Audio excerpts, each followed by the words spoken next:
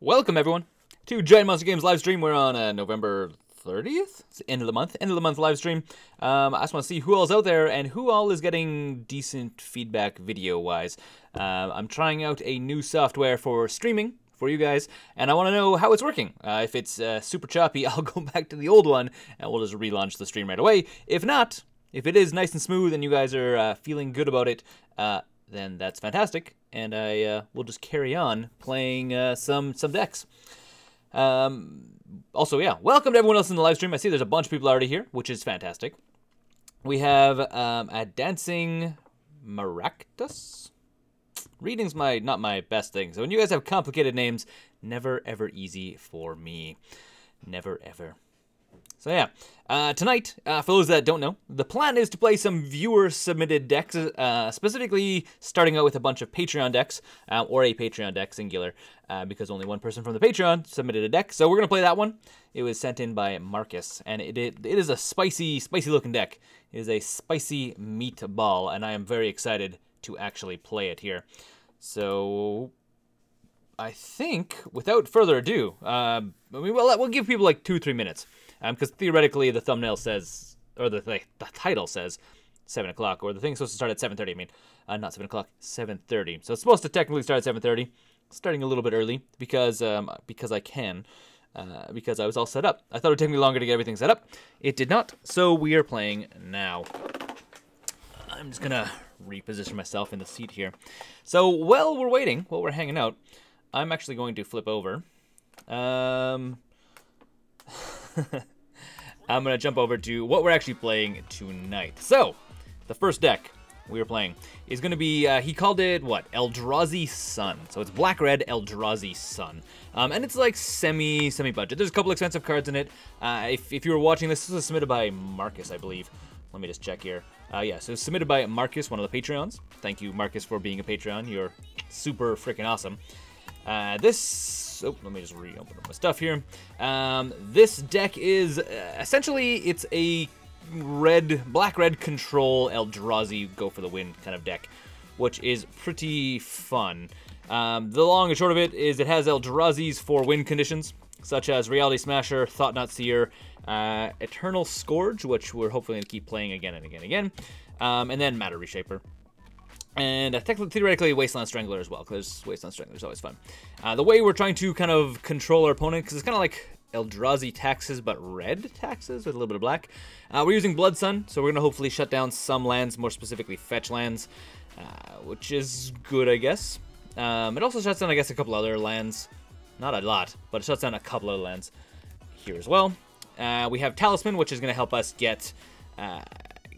It's basically mana ramping, long and short of it. Mana ramping, Mind Stone, mana ramping, gets into card draw. We also have a couple of Braids, a couple Relic of Progenitus to go blow up graveyards, so it kind of does some hate on some decks that we currently see a lot of. Lightning Bolt, you guys know what Lightning Bolt does. I don't need to explain that one. And then Inquisition of Kozilek. As far as the mana base, we have Eldrazi Temple, hopefully running out some of our Eldrazi a little bit faster. Oh yeah, we also have Chandra, which is a fantastic card in this one, as you guys may or may not know. With Chandra. So it's basically going to be adding mana if we need mana to run out a bigger Eldrazi, so that can theoretically happen. We also exile the top card of your library. You may cast that card. If you don't, it deals 2 damage to each opponent. So it's kind of a way of us locking our opponent down a little bit as well. Daniel, hello from Brazil. Welcome. Thank you for joining the live stream. By the way, how many people do we have watching so far? See how many people we have currently in the live stream here. We have 10 people. So, something you guys might be interested in. I'm not sure if you guys know a YouTuber. His name is Pleasant Kenobi, also known as Vince. He is doing a 24-hour live stream starting... I'm not 100% sure when it starts. It starts some point tomorrow. I think it starts like tomorrow morning, theoretically, and then he goes for 24 hours. Tomorrow... 5 o'clock Eastern Standard Time, I will be joining him, and I'll be on playing some Magic with him and maybe a bunch of other people, but I'll be joining into his 24-hour live stream. So if you guys want to join in and jump in on that, I don't have a link in the description below this video yet.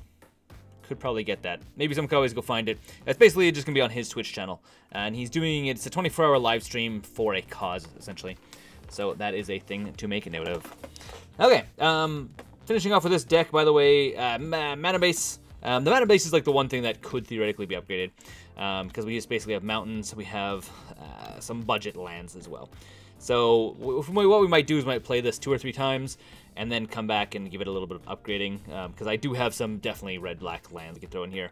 Some, yeah, definitely could upgrade the mana base a little bit. As far as the sideboard is concerned, I have Duress, so 3 of them if we really need to grab out Duresses. We have 2 Extirpate. This was actually 3 Extirpate. These were actually originally Surgical Extractions, but I don't own Surgical Extractions on MTGO. Diego, welcome. I don't own Surgical Extractions on MTGO because they're like 30 bucks each, and I'm just not gonna drop $30 a card for digital cards. This guy here, when you cast a spell, you may pay 1. If you do, target opponent sacrifices a creature. Against go wide strategies, throw this guy in, and we can hopefully get our opponent to sack a bunch of stuff. Anger of the Gods, obviously this is dealing with humans, if we can get it off soon enough, and really deals with Dredge.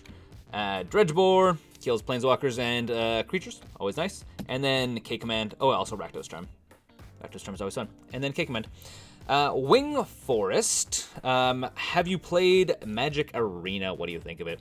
I have played Magic Arena. I think it's neat. I think if I was a standard player, I would want to play more MTG Arena, and I would want to make videos about MTG Arena. Go full screen here. And I would make videos on MTB with MTG Arena, but I don't play standard. And because of that, I don't really want to play MTG Arena. Also, I find that the crafting system of MTG Arena is really not. It's really not for me. I don't like it. I don't think it's very well thought out, to be quite honest. My personal opinions on what they should have done for the crafting system. Right now, the crafting system is you open up either common, uncommon, rare, or mythic wild cards, and then you can change that wild card into whatever you want. So what ends up happening for almost everyone is you have a ton, like you have hundreds of common wildcards, because you eventually just open up all of the commons, and then you have a ton of wildcards that you open up, which you have tons of just wildcards for whatever you want.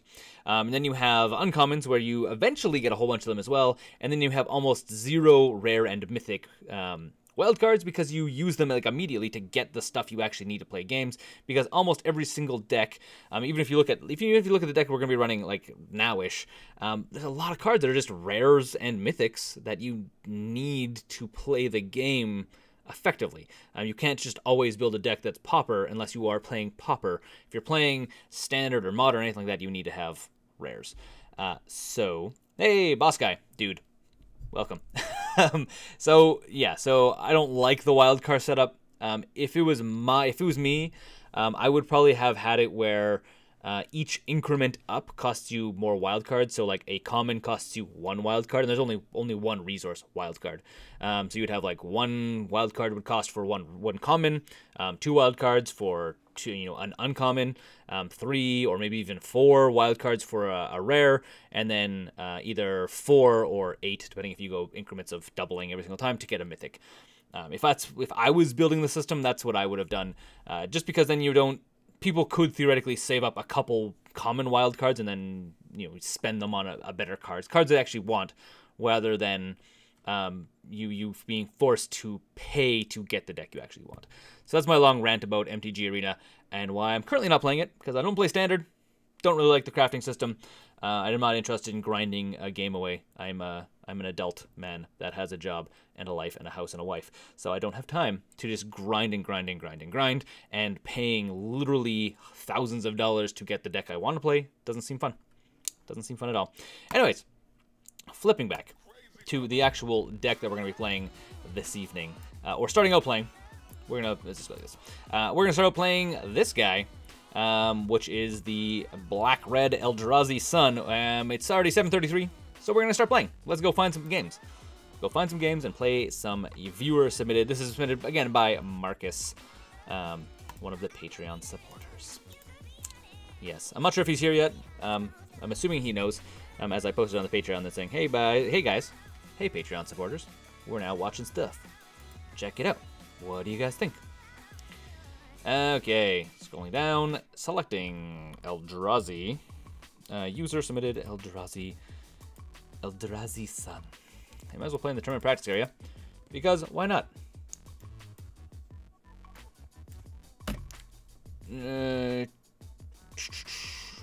Charging Badger is OP, am I right? I don't know if I know what Charging Badger is. I'm assuming it's a card currently being played in Standard. We are on the die roll. We are going to play first. Standard has gotten better, and again, I don't play Standard, so I'm just not super interested. That's my problem. It's not the fact that Standard isn't good right now. It's the fact that I'm just not interested in Standard. This is a really rough opening hand. Is it keepable, though? We need to draw into another land in order to play Matter Reshaper or Blood, so I think we keep it. It's going to be a rough keep, but I think it is keepable, theoretically. Theoretically.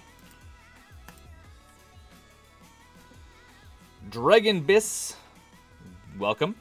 Hive Mind, welcome. And we're running out first, so I think we go Rampant Ruins, ship it to our opponent's turn. Will the Soulflare Bay deck be on the budget to tier 1 series? Maybe. The problem with the Soulflare deck is it's not really tier 1. It is a deck that sees, like, goes into Fringe. Hey, Magic Man! The budget to the Soulflare deck is like a Fringe competitive deck, where there's been like a handful of tournaments where it's like gotten into like top 34 or top 62 or whatever, top 64, sorry. But it's not like an actual tier 1 deck. So it may see its way into it. Maybe. We'll see. We'll see down the road. It's a thing there. Magic Man, good to see you doing stuff, Adrian. Thank you. I am glad to be here playing stuff. My guess is Ponza. Depending, what does he name? He names White. That's interesting, and I wish I would have drawn into another land. Well, we'll hold up. Shift our opponent's turn. See what he has to say. See what our opponent has to say. White. Who plays green-white? Who plays Utopia Sprawl in white currently? I'm not really sure. Seems weird. Mason, welcome to the live stream.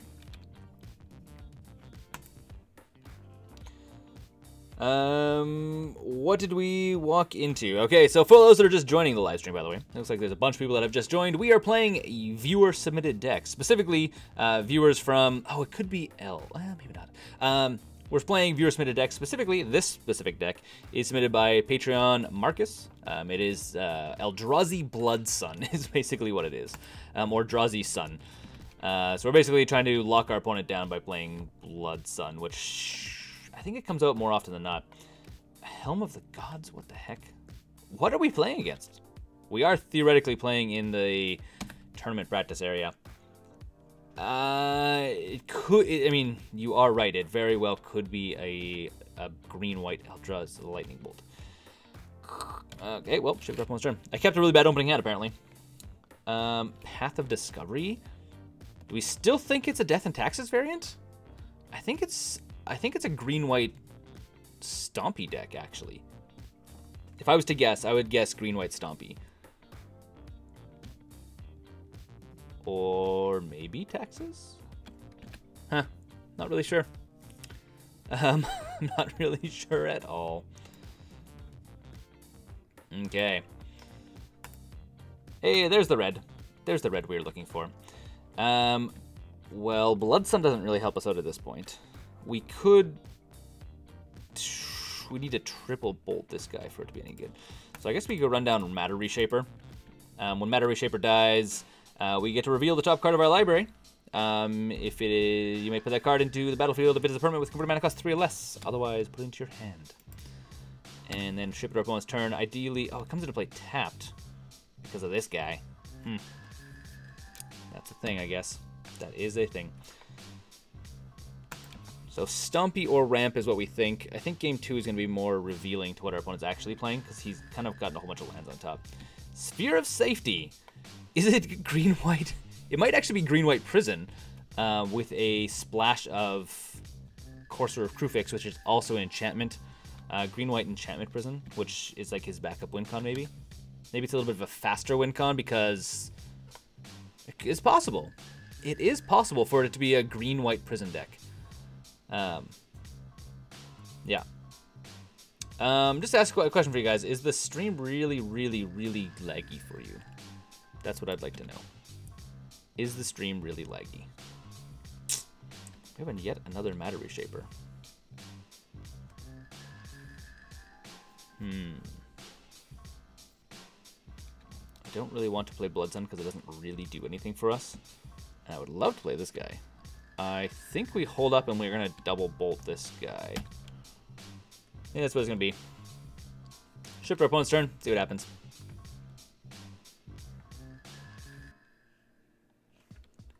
Hivemind thinks it is probably playing Craterhoof Behemoth, and I think you are probably right. I would guess, my guess as well, would be that there's a Craterhoof as well. So this thing, for each enchantment you control. So depending on what he plays, we may have to double bolt this guy. I guess that doesn't really help us at all, actually. Never mind.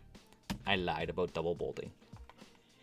But if he does swing in, we get a double bolt him anyways, which is good.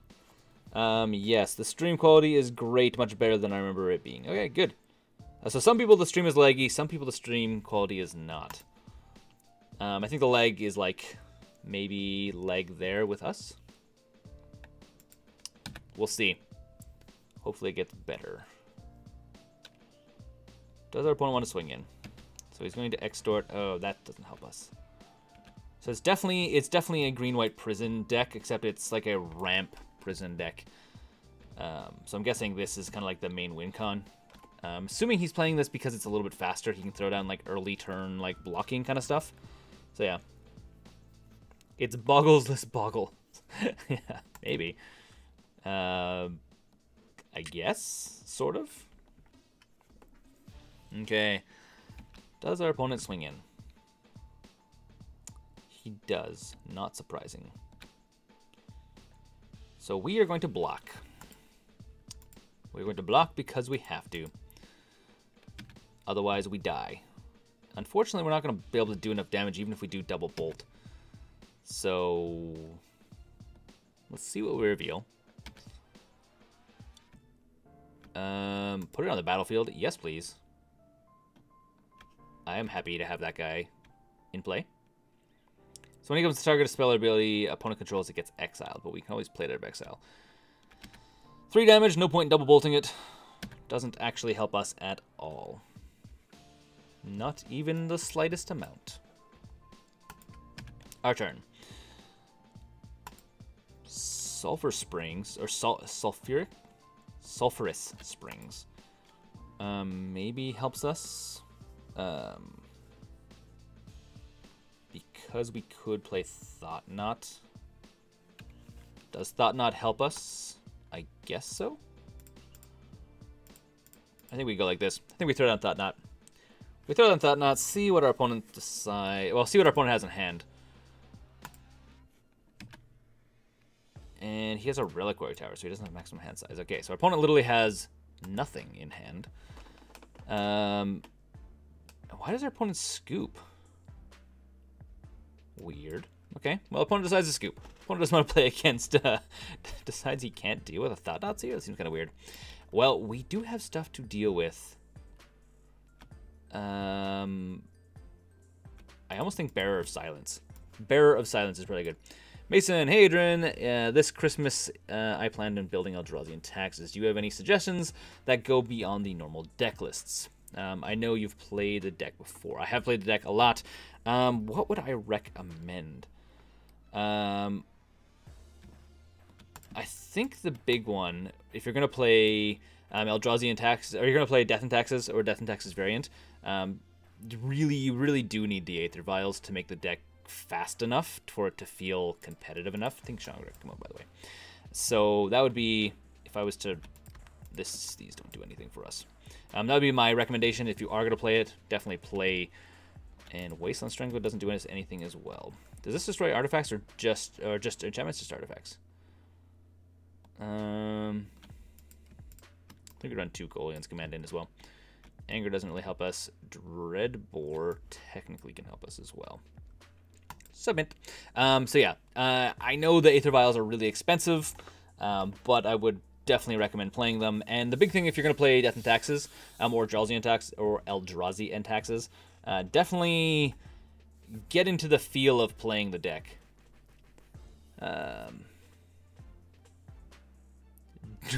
Juggernaut, I was just binging some of my decks. Nice. The big thing about Eldrazi and Taxes as well, expect to lose a little bit before you start doing well. It's definitely a deck where you will get better as you play it more and start realizing all of the possible combinations and reps. It's not like playing Burn or something like that where you're like, this is what I'm going to do. I'm going to win by this. You need to actually play it. Your list is making me think of Jund Eldrazi deck. So this list is actually, again, this list is actually submitted by one of the Patreons. If he's in the chat, he can say, hey. If he's not, then I'm sure he'll show up and maybe he'll see this video down the road. Hey, check it out. Okay, we are awaiting our opponent. I'm assuming our opponent disconnected, actually. Just because no one clocks out this long. We've already submitted our deck. So I bet you anything we're going to go and their opponent's just going to try and time out. So we're probably going to just scoop this game, and then we'll go and play another game. Yeah. You should totally bring back mono black control at some point. I mean, I could. There's a couple good black creatures and stuff, black cards that we can add to mono black control these days. Especially if we're going to make it so it's not so budget. Kind of like push the budget up a little bit farther, see where we can actually get. Unfortunately, I'm not about to go out and buy Liliana's to make a really, really strong mono black control deck, but maybe at some point I will try and upgrade it. I'm gonna see. Are you there? Question mark. I'm assuming our opponent is not. Yes. Just throw in some Lilies of the Veil, Fatal Pushes, and other jank cards. Yes. Again, problem is Lily on the Veil is really expensive. I don't think this opponent here is here anymore. I think they disconnected. So I think we're gonna go like this. Oops. Where is it? Match. Where's the quick way of doing this? Concede game like this. Begin sideboarding. Maybe they scooped because they ran out of time. Maybe? That was weird. Anyways, concede match.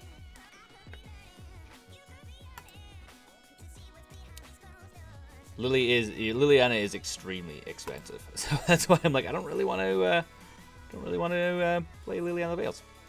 All right, well, let's go for a new game. Hey Salvador, welcome to the live stream. Welcome everyone else that's recently joining. Adrian, I still have you on MTGO. Can I play versus you? I am a poor budget soul who wants. You sure can. You definitely can. After this match, we will play a game. How's that? Well, you're gonna play first, so stick around, and I will wait for you, and you can actually challenge me next round. Should I keep a 6-lander and a card that produces mana? The answer is no. I should not keep that. Lilia is an $80 cardboard. It is, and it's not that much cheaper on MTGO. It's like, I think it's like $40 or $50 on MTGO, which is, you know, $40, $50 not cardboard card. I think we can keep this. It's not the best, but we could turn to Matter Reshaper, which is nice. Definitely in the nice category here. And I will love to put a Matter Reshaper on top of the deck. So first turn we're gonna bolt. Did we win? Did our opponent win? I think our opponent won the die roll. So yeah, Marcus, I'll just join your game after this game once it comes up.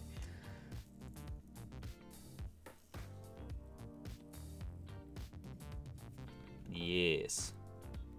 Miraculous. Sorry, Miraculous. I will join your game once it comes up. Apparently we are the first player. Cool. Ship it to our opponent. Oh. That's funny. Apparently you managed to sneak me into a game. Stream sniped. Okay. Ghost Quarter. Please tell me it's Death and Taxes. No, it is. I'm assuming it's robots of some sort. Chip K, Adrian, I can't stay long, but thanks for all your content. I love it. Congrats on the wedding. Thank you, guys. Ring. Thank you very much. I mean, I've really enjoyed making videos again. As you guys may have noticed, I'm only putting out a video every week, rather than like last Christmas where I put out a video every single day. And the format of my videos, I'm trying to make them a little bit easier for me, so I'm not spending like 12 hours a week trying to put out like one little set of videos. So that's a thing. So yeah, that is a thing. Now here's the question. Do I bolt the Mennonite or this thing? I don't think so. I don't think we do. Yeah, that's what I say. I don't think I bolt. I don't think I actually bolt. I think... Because I think we need to bolt something that's a little bit more relevant. Yes. 2 for colors Eldrazi. Please, Matarisheva.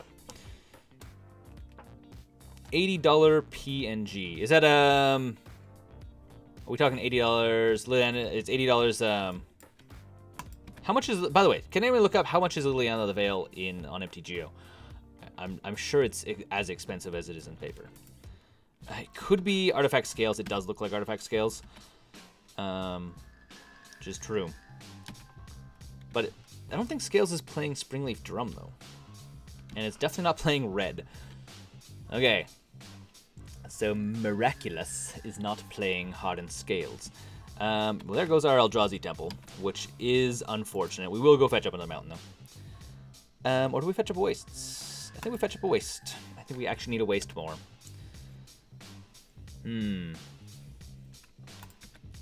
I mean, it was relevant for Springleaf Drum on the ramp side. Is it, though? I mean, because Springleaf Drum is just tap another creature to add mana. I feel like Springleaf Drum is played in normal robots where you need to get affinity, as in you want to have a bunch of artifacts in play. I don't think it is played in the Hardened Scales version, though.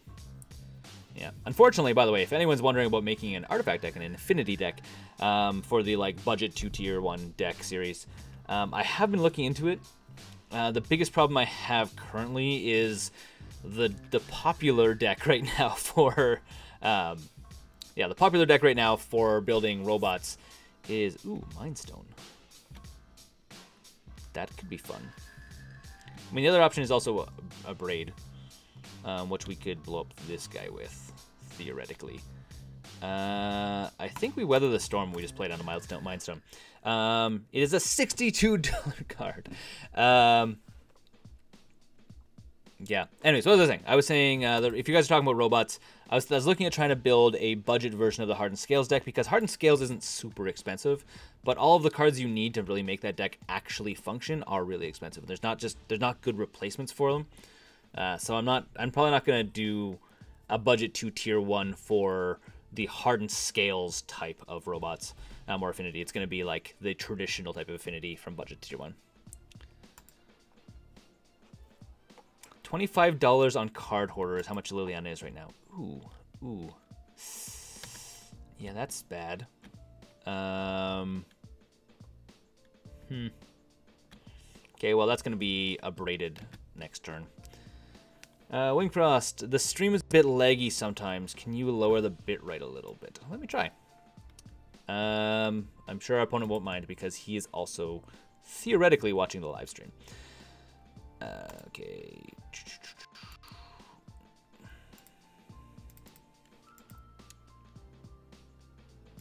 Bitrate. Can I just manually adjust this, or do I have to hold this down?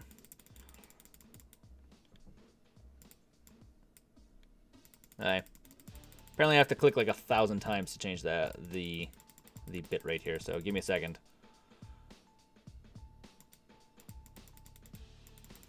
We're clicking. I guess we can go like this while we're doing this. Sorry guys, the thing I have to change my bitrate, I have to manually select it to like go down. So I have to click it like 100 times. Opponent swings in for 5, gains 5 life, deals 5 damage. Ugh.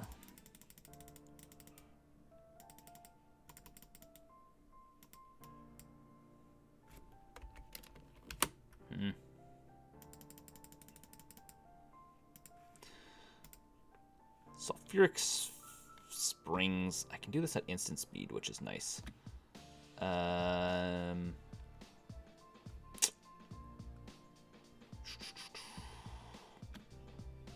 I think we just go to combat? Do I just go to combat? No, I hold up the blocker. I need to hold up the blocker.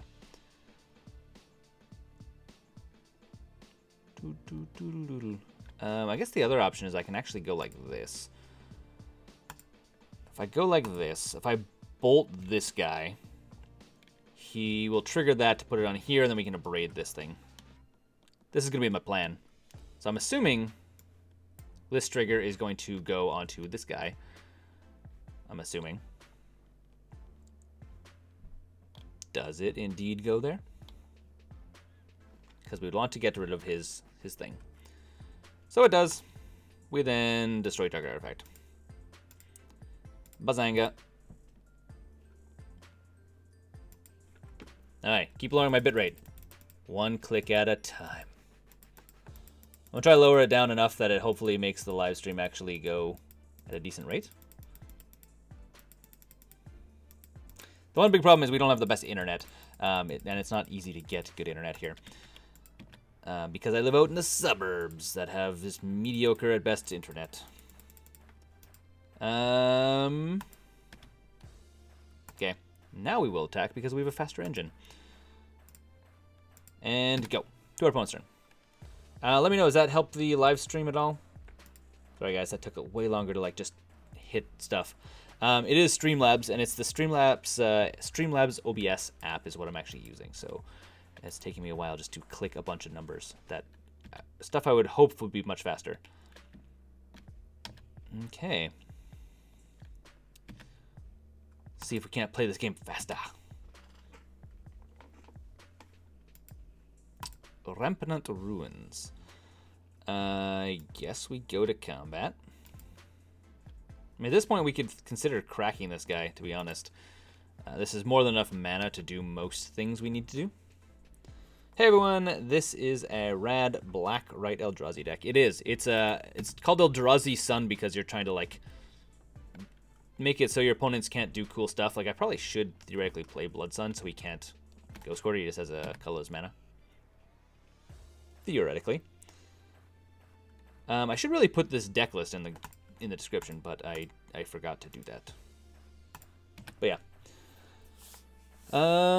Could you reduce the base size of your canvas? That might stop some of the lag as well. If I did, I would have to reposition all of my layout stuff, so you guys wouldn't actually be able to see any of the stuff at the bottom, down here, or just general stuff. I could theoretically try to change the output from 1080 to 720, which I know sucks, but it might help a little bit.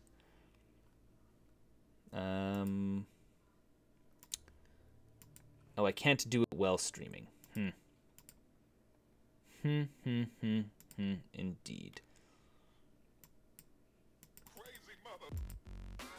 Most of these things I can't do while I'm streaming. That's the only downside. Alright. So this turns off both of his Ghost Quarter's blow-up abilities, which is funny to me. I guess I probably could have played a Selfish. I'm focusing too much on trying to fix my... It's really laggy now. Okay, maybe... So give me a second. I'm going to finish this game up. I'm going to keep playing this game. Hopefully it's not too bad for you guys. And then I'm going to... Ooh, another Mind Stone. So I think we go like this. We blow up this Mind Stone. See what we draw. Hopefully into something better.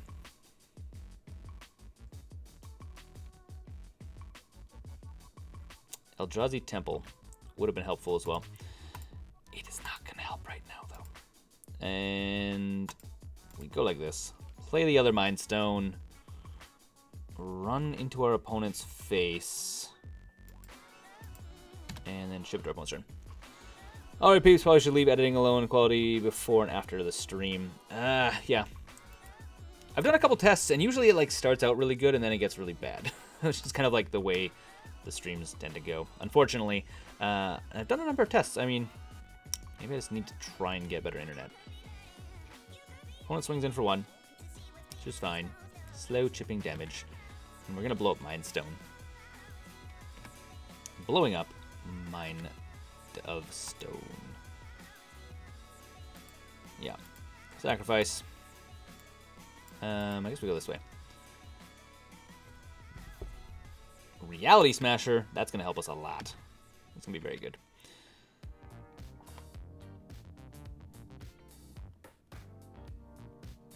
Can confirm some stuttering as well.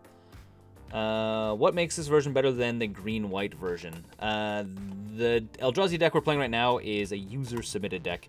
I think it's mostly supposed to be like a red-black control with Eldrazi as your win condition. It seems to do pretty well so far. So, 2 for Eldrazi here. Bazanga, Bazanga, Bazanga? And we don't have to play either of these guys. But this guy is going to make it really, really fun for us. Because it does a lot more damage. Eldrazi, go! So yeah, so once we finish this game, we'll try and figure out some of the problems with the live stream. Hopefully it isn't as bad. Hopefully it's not super terrible. One day I won't have any live stream problems. I know when I originally started like live streaming, when I did a little bit of live streaming when I was making videos, lots and lots of lag problems. And I still have them. Ta-da! Nothing's changed. Opponent's down to 6 life. So I'm not sure, like, what does he need for an out at this point? Swinging for 3 doesn't really seem like it's going to do much. Or 2, I guess, actually. It's each other creature. Not this one. So swinging for 2 doesn't really do much to our opponent, or for our opponent. Not much. Relic. I mean, we could Relic for a draw. See what we get. Exile it. Paying 1. Actually, theoretically, we could just blow this guy up. We could have actually killed our opponent this turn. Oops! That's a misplay on my part, guys. Misplay. Could have killed him. We draw another Mind Stone. Basically, it could have went a song like this. Even if they double block here, it's still 3 damage. Plus 4, 5, 6, and then 2 here. But likely what they're going to do is 1 here, 1 here. Taking 4, 5, 6. Misplay. Misplay on my part. Oh well. Misplay. Misplays happen. If I had a bolt.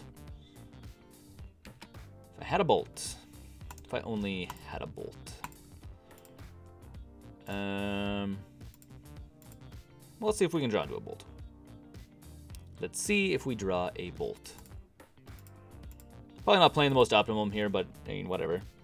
Kind of having fun. Mountain, not bolt. Ship to our opponent's turn. So yes, stream is worse. Glad seeing you back, making content, Adrian. Making content again. Still have to go to sleep. It is 2 a.m. Where I live, and I'm really tired. Well, good night. Thanks for stopping in, even if it's very, very quick, Herbert.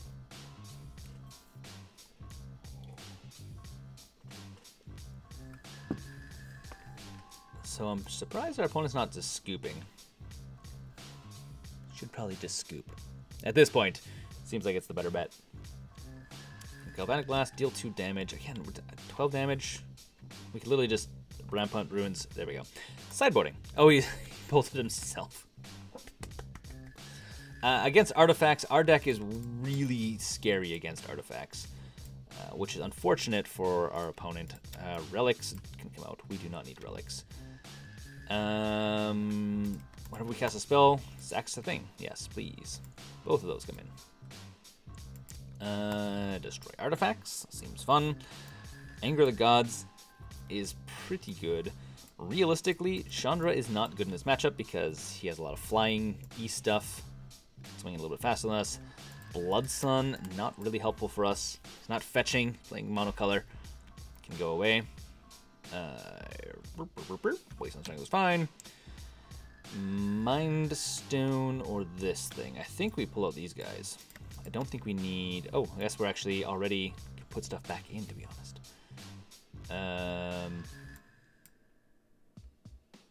I guess we put in Dreadbore? I guess we put in Dreadbore. More removal. Just remove his stuff. Goodbye, goodbye, goodbye.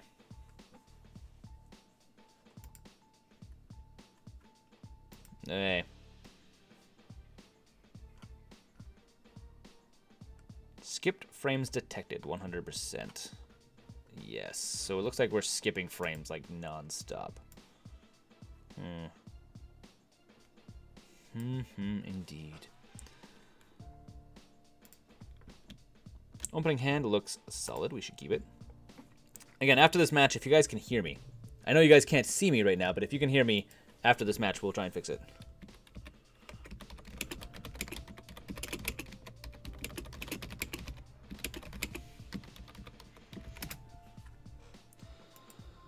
Akoi! Hey Adrian, it's Akoi from our budget decks. Glad to see you streaming. Thank you. I'm glad to be streaming. Unfortunately, again, we have some stream problems. As in, it's not as smooth as it should be. One thing I just noticed, though, we don't have red in our opening hand. So that's a problem. That's a very, very big problem. Not having red.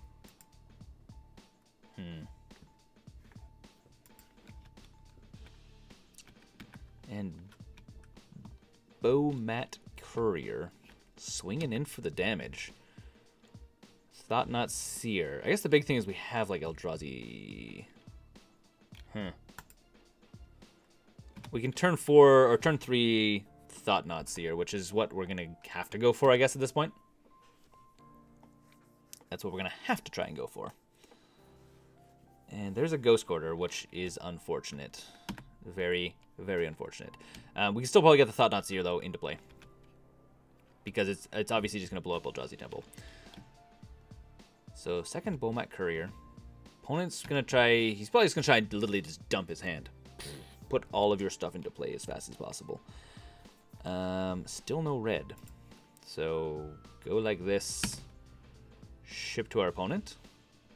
The one upside, though, is when he does eventually blow up our Eldrazi Temple, we will get red, which then we can use to start upgrading and stuff. The audio is fine, so you guys can still hear me fine. You just can't see. It's just like literally like 1 frame every 20 seconds, it looks like. Huh. That's no good. It's a no good.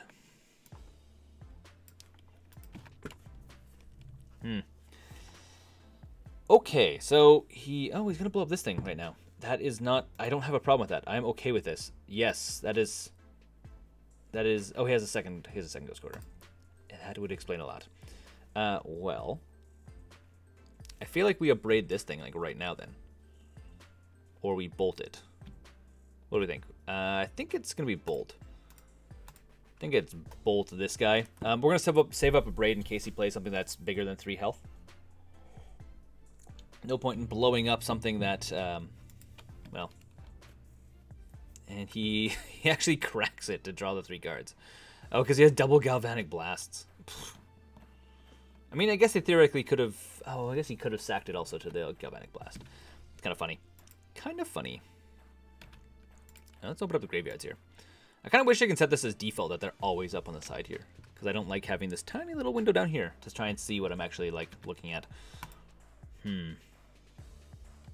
Okay, so Mind Stone. So here comes down this guy. We get a single Thought Not Seer into play. Mind you, a single Thought Not Seer might be enough to actually close this game out. Like against robots like this, especially when we have 2 other ways of just wiping the board. And this thing here doesn't actually harm our Thought Not Seer. I mean, it harms it, but doesn't wipe it. He's not going to be removed. So cranial plating goes away. Sorry, dude. I think this is where our opponent kind of bites the dust here. Sorry. Wah, wah, wah, wah. So play Thought Not Seer. We steal the cranial plating out of his hand, exiling it with Thought Not Seer. Also, if you guys can't see, actually, I'm just going to give you guys a rundown. So we pass it over to roll 5000's turn. He untaps all of his stuff, as a Magic player does. And he Ghost Quarters my Eldrazi Temple. We kind of knew that was coming, so it's not any surprise. We will then go fetch up another red, largely because we are holding on to Anger of the Gods. We need to be able to play red for it. So get a second red. The deck is kind of splashing black. We could definitely use a little bit more black, but we don't need it at this exact moment. We can also, at this point, we can also bolt the Ornithopter prevent our opponent from actually attacking, or prevent our opponent from actually blocking with it. So we bolt the Ornithopter, Lightning Bolt to Ornithopter. No longer has a flying blocker creature. Going to our turn, we draw into another Mind Stone, not really what we're looking for at this point. Go to combat, swing 4/4 with our Thought-Knot Seer. Our opponent just takes it, kind of has to, I guess, at this point. Sitting on a single red mana, this is a bad spot for our opponent to be in right now. We decide to play one of the Mind Stones. Seeing as we have a couple mana, we have a little bit extra mana floating around. Once that Mind Stone comes into play, we play the second Mind Stone. We're sitting on 2 Mind Stones in our hand. Why not play both of them? It means we'll have a much more mana next turn, which means we could actually play our second Thought-Knot Seer, even though we have not drawn into our land. Opponent plays a Mennonite, a 1/1/0, and then he plays Ghostfire Blade. So Ghostfire Blade, if you haven't seen it, because it is kind of a budget card at this point, it comes back out in Khans of Tarkir, or it's a Khans of Tarkir. It is equips 2 or less if it controls. If you equips it to it costs 2 less to equip if you activate it to if you attach it to a colorless creature. Speaking, not my easiest thing, and it basically gives creature 2/2. So it's a gives a creature +2/+2. So he can easily equip that onto his Mennonite if he has a second land. At this point, we know our opponent doesn't have a second land, so that is really going to be very, very problematic for him. We draw into a Reality Smasher. That is definitely going to be a hard time for our opponent. Our 2 options at this point are playing Thought-Knot Seer, a Braid to blow up his Mennonite, or throwing down the Reality Smasher. I think the best play in this point is going to be throwing down Reality Smasher. It does tap us out entirely, but that's not the end of the world, as we are going to swing in with a 5/5 with Trample and Haste, and we're going to swing in with a 4/4. Our opponent just doesn't have any way of dealing with them right now. Once he gets the Ghostfire Blade on there, he still's not going to have much way of dealing with us, seeing as how it's going to make his Mennonite a 3/3. Also, the fact that, which our opponent doesn't know, we have a Braid in hand, so we're just going to make that Mennonite go away. Our opponent draws into Ghost Quarter and plays it right away. Our opponent's sitting also with 1 card in hand. Not the best moment for our opponent as well. Again, opponent just isn't drawing into the answers he needs, because Ghost Quarter, I mean, it's not going to blow up anything of meaning in our deck. Oh, opponent pulls a Shrapnel Blast, sacrificing the Mennonite to do 5 damage to Thought-Knot Seer, looking to draw into some kind of answers, as he does with Thought-Knot Seer, as when Thought-Knot Seer dies, the other opponent gets to draw a card. Target opponent gets to draw a card, actually, so if you are playing this in Commander for some reason, just to know that it does target opponent draws a card. Our opponent doesn't necessarily draw into anything super relevant. We don't really know what he drew into, but we could theoretically take a look. We do have another Thought-Knot Seer in hand, which is a very bad time for opponent. Opponent sends his message. He is calling, how do I give up? Click the gear. The gear.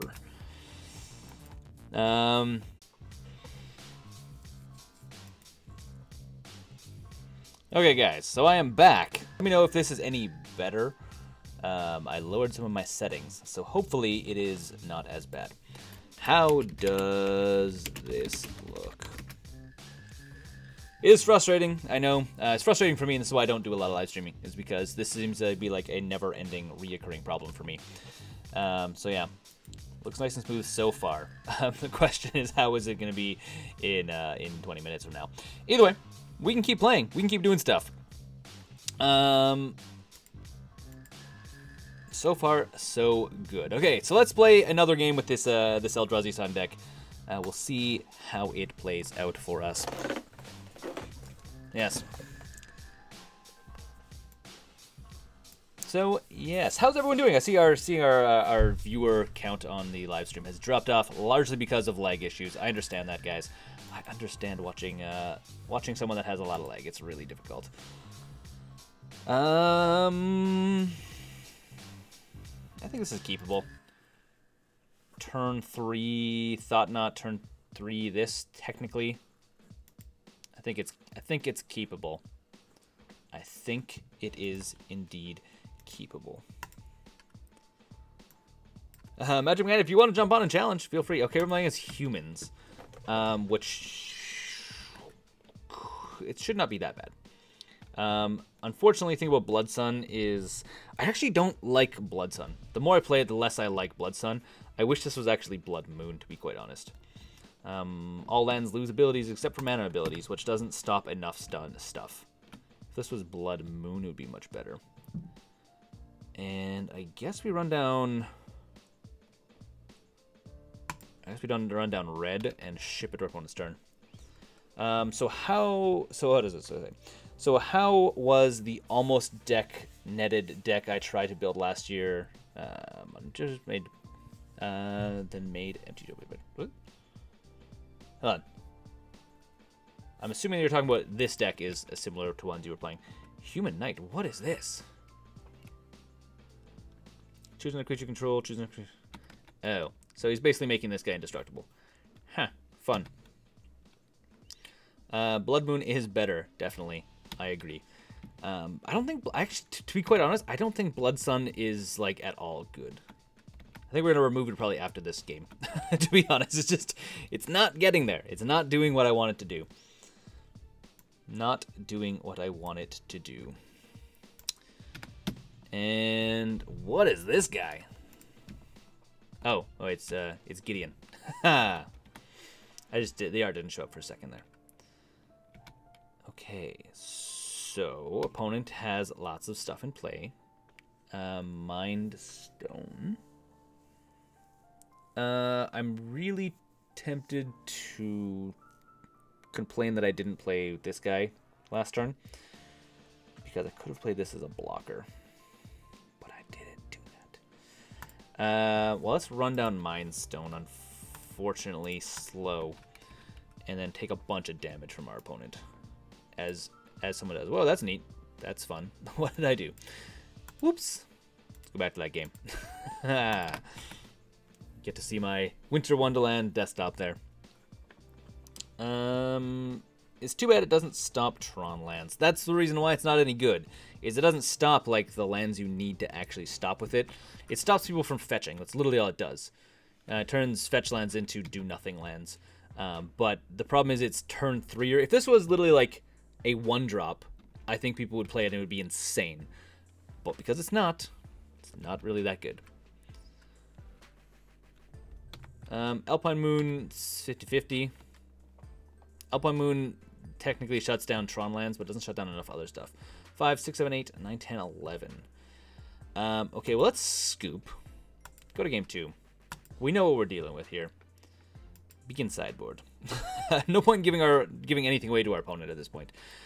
So, things that come out. Relic of Progenitus come out. They do not help us against humans. Blood Suns come out. They're Blood Moons, they'd be awesome, but they're not, so they can come out. Expedites are going to come in because as soon as we start killing stuff, we're going to throw it in. This comes in to deal with humans. Anger the Gods maybe comes in. What is this? Destroy target player's destroy artifact. Deals too much to any target. Return creature to his own hand. Colligan's Command comes in. K Command comes in. I think Deadboar also has to come in technically as well. And what else goes out? 2 cards need to go out. I guess a Braid goes out. There's not enough artifacts that matter in his deck. So let's run her back like that. There we go. Oh, you sent me a list for feedback. Ah, yes. Sorry, a lot of people send me lists. If you want to send me a list, by the way, if anyone that's watching at this point, if you want to send me a list to review or to eventually be played on a live stream, potentially, hopefully, if I do more of them, if I manage to get my my lag issues sorted out, send this to me on the Facebook channel. Or if you are on the Patreon page, you can send me through Patreon or the Discord channel that is on for Patreon users. Now, actually, I was actually surprised, Magic Man, that you did not send me a list. I was kind of expecting you to send me a list to play tonight. You like the Dreadboar art, the Rakdos symbol being burnt out of the guy's chest as he dies. I mean, it is brutal. I can give you that. How's the stream for people? Is it better? Less laggy? I mean, I hope less laggy. So far, let me know. Let me know how you feel. And our opponent probably throws in stuff saying, I don't know what we're playing against, so yeah. This seems like a pretty solid opening hand, actually. I think we're going to keep this guy. Because Eldrazi Temple, so it's going to be turn 2 Matter Reshaper, probably. Turn 1 Inquisition is going to be really nice. Actually, theoretically, I'd wish that the Duresses that are in the sideboard were actually the Inquisitions. Okay. Well, that's a poor sideboard for our opponent, and he kept 2 of them as well. Orchid. I think what we remove is Thalia. We have a fair amount of non-creature spells. Sucks for our opponent. I guess there's a couple artifacts he could actually theoretically blow up. Mind Stone being one of them. Protection from multicolor. That's fine. How about non-color? No color. I guess we could also bolt it, but I think we're not going to bolt it. I think we're actually going to go Eldrazi Temple into Matter Reshaper, I guess. I think that's the best line of action here. Didn't give our opponent enough information. No legs so far. Excellent. Didn't give our opponent enough information, so they are flying blind, only wishing they knew what was happening. Only wishing. Okay. See if our opponent has any response. They didn't have the most amazing opening hand, so that's no fun for them. We could also go like this. We know it's in their opening hand, so we know that they've played one of the planes. We know that they played this guy. Now they're playing Knight of the White Orchid. Knight of the White Orchid is slightly fun, or slightly hard to deal with. Any chance for Hydras getting some playtime? Maybe. There's another user-submitted deck we're going to play after this one. So I think it's going to be the last match with this one. Then we're going to play a super budget deck. And our opponent sent me a message. What did they say? Why is it not popping up? Is it hiding somewhere? Oh no, can't see it. Apparently our opponent scoops the game. Not very many games with this one. So we're going to play another user-submitted deck. Someone submitted a... We're going to go to the collection. We're going to take a look at it here. Someone sent me in. I could probably look it up, actually, to be quite honest here. Inbox. 1 second. I'm just trying to figure out who actually sent this in so I can be accurate. So this is going to be a super budget Warriors deck is what we're actually playing here. Or what we're going to be playing here. So it is essentially just trying to get enough value out of super budget Warriors. This deck runs in at around $25 or less, sort of. So it's definitely in the super budget range. I'm not able to find it here, so it doesn't matter. We're gonna carry on without it. Oh, never mind. It was sent in by Matthew. So Matthew, if you are watching, this is your deck you submitted. And we're just going to go play a game or two with it. I think we're going to play in the... We're going to play in the tournament practice area. I don't see why there's any reason not to play in the tournament practice area. Obviously, we may run up against a more aggressive deck or more harder decks. So, we will see. But the deck should do okay. Again, it's Warriors. Black-White Warriors. And then after this game, we'll probably go play some Hydras. Or something else. We'll figure something else out. Let me know if the stream starts getting dumb again, and we'll hopefully try and fix it. Nope, doing the thing again. And this is a good opening hand. Let's keep that. So how's everyone else doing tonight, by the way? What have you guys got planned for the Christmas season, seeing as how tomorrow starts December, which means we're almost at Christmas. What do you guys got planned?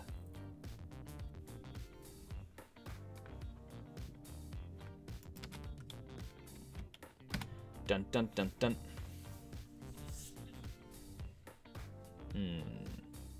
So we play Vampire... What is this? Vampire What was it? Lacrator? It's a word that's hard for me to pronounce. Lacrator?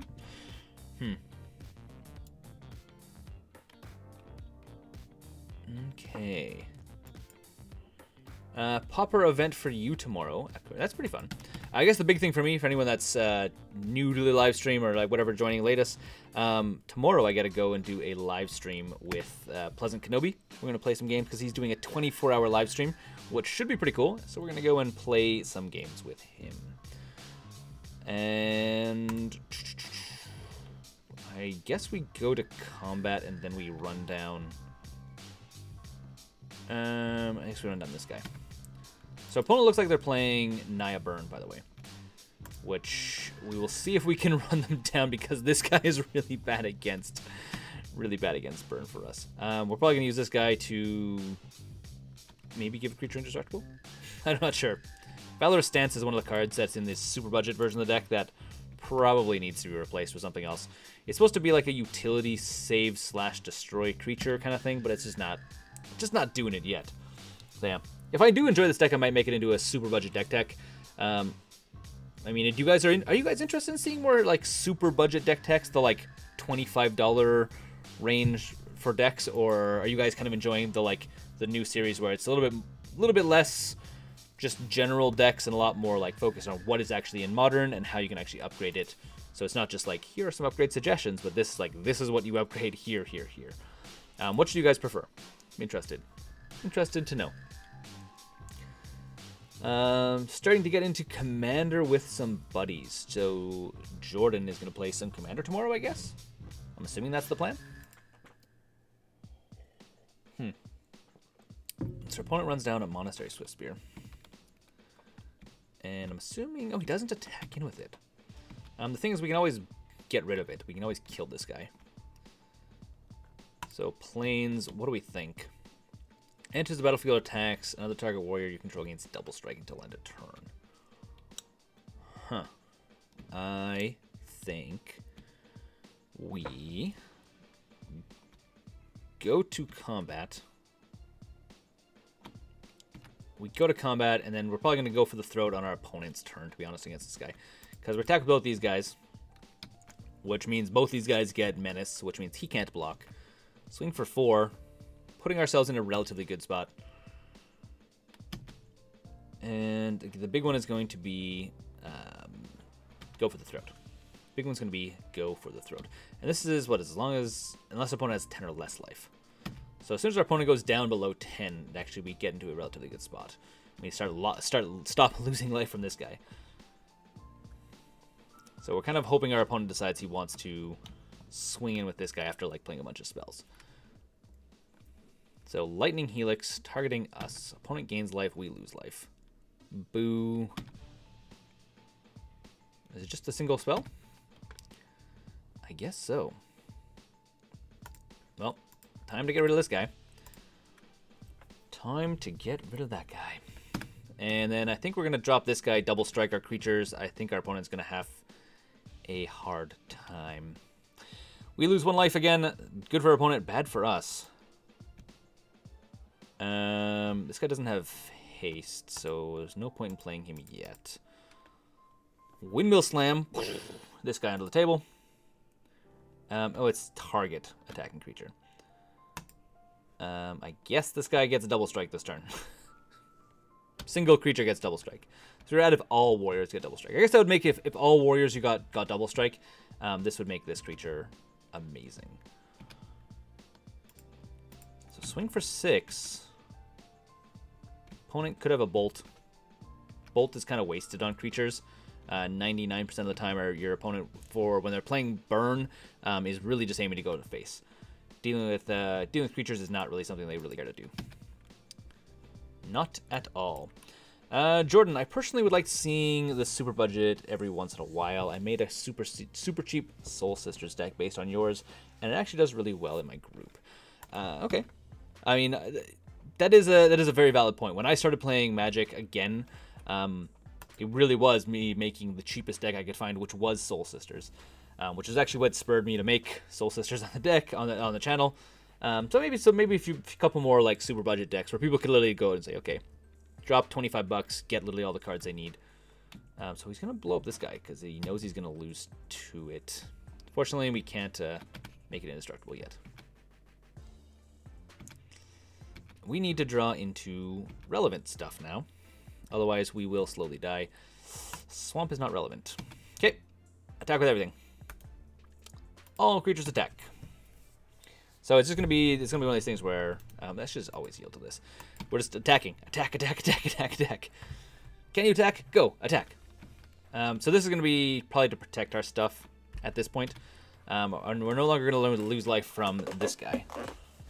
So opponent, Lightning Helix is what, us? Well, he's gonna Boros Charm us. Which means if he has double bolt, which theoretically he could have, we are dead. Does he have it? Searing Blaze. Yep. So no damage to us. So it deals 1 damage. He'll deal 3 damage. Doesn't kill this guy. 3 damage to us. If he has bolt, we die. If he doesn't have bolt, we swing for lethal. Doesn't have bolt, opponent scoops it. Whoop. Go to sideboard. Playing against Burn. Naya Burn at that. So, what do we need to do?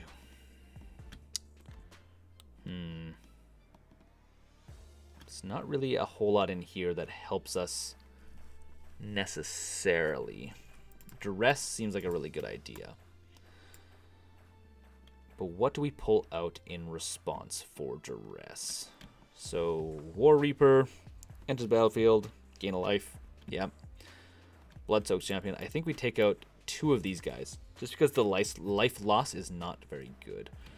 And as long as you control a red or white creature, it gets +1 and +1 first strike, which is actually really good, seeing as how we have a bunch of things. I think we pull out 2 Valorous Stances, and I think that's it. We don't need the extra life, technically. Alright, let's try that. Let's try that. Go. Because one of the things I was thinking is, for the sideboard for this deck, it really needs like a Zealous Persecution in here.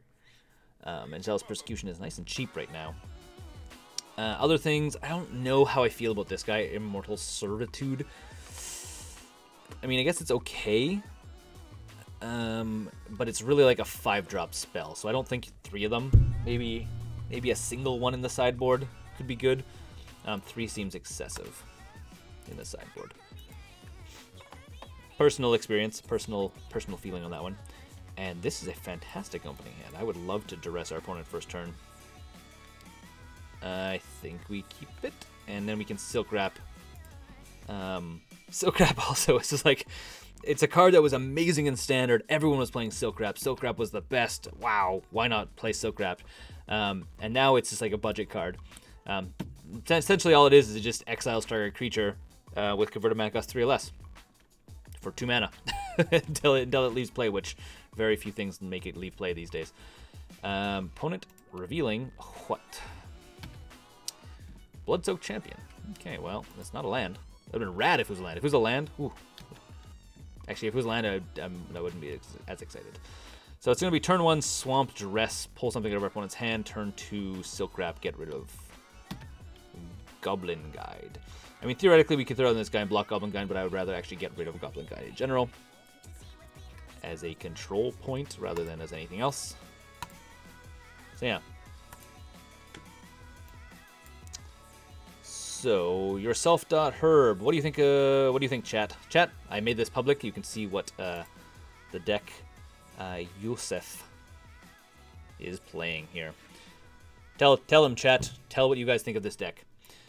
And I think Searing Blaze is not what I want to see. Lightning Helix isn't any good either, but Searing Blaze actually directly deals damage to us and our creatures, so let's get rid of Searing Blaze. And then we ship it to our opponent's turn. And while we're shipping it to our opponent's turn, I'm gonna take a look at whatever this deck is as well. 5-color aggro. Okay. You are playing... My only question about your 5-color aggro deck is how are you successfully playing all 5 colors? Hey, we drew a land. That's fun.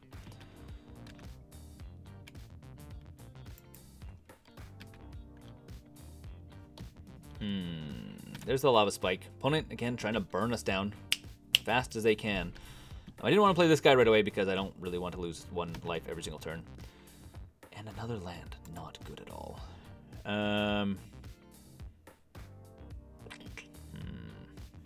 So we know in our opponent's hand. Played a lava spike. He has a lightning ball, which is going to do 6 damage. Trample at that.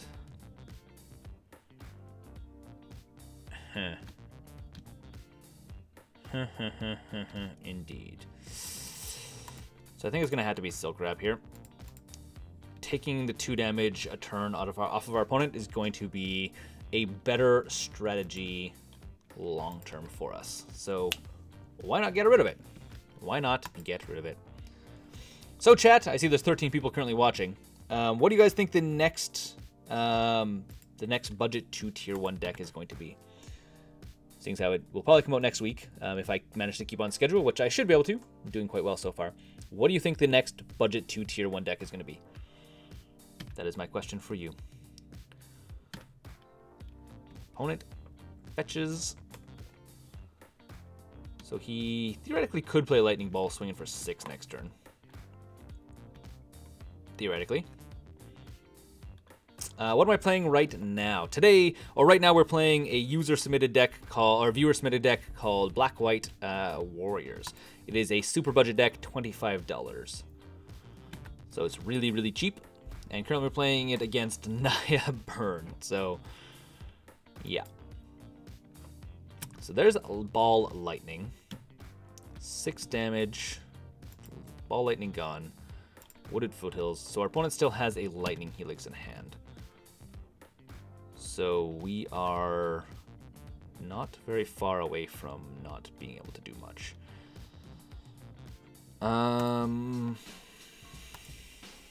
We might as well get rid of one of his burn cards. Duress. Ooh, both of those are really... So it's going to have to be Lightning Helix.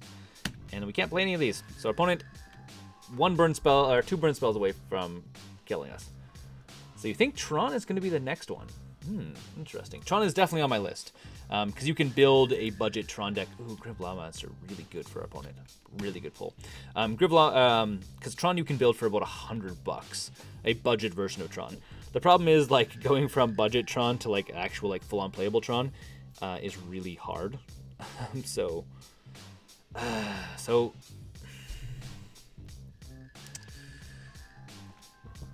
the problem I have right this exact second is if I duress our opponent, he Lightning Helix. He plays this Skull Crack on us. So I kind of have to start doing something that looks like a threat. I don't really have any options.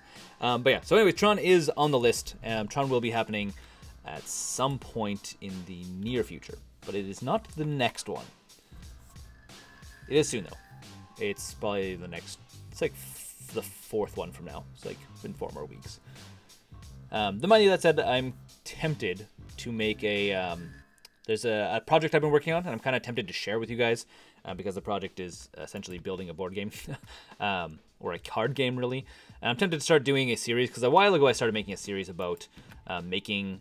how to make your own board game, how to make your own card game, and kind of the process, and the process I'm going through, and all that kind of fun stuff. So I guess we force our opponent to play at least one of the 2 cards in their hand. So it's kind of, I'm tempted to like start doing that as a regular series. What do you guys think? Maybe you guys can be my sounding board for that. So there's Skullcrack. We kind of knew that was coming. So Skullcrack, you know he no longer has Night Lightning Helix. And our opponent, I'm guessing, it's a land. Okay, well, that's a thing. I really don't want to play this. Like, I really don't want to play this.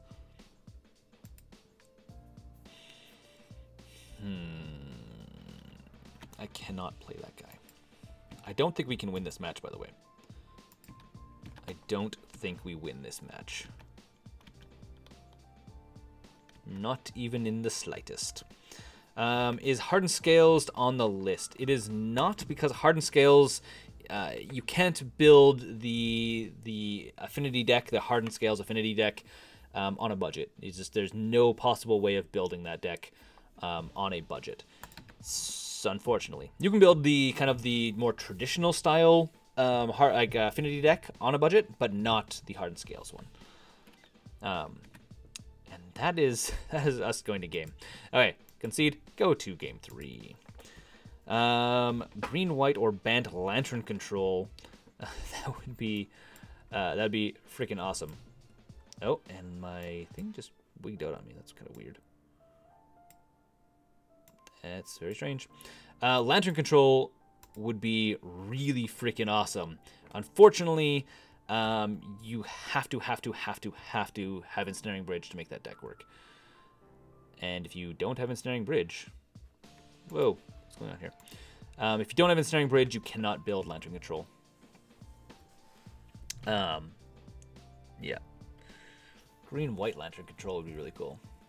Go with Ghostly Prisons instead of Ensnaring Bridges. This is what I was trying. I originally was trying to build Lantern control, budget Lantern control.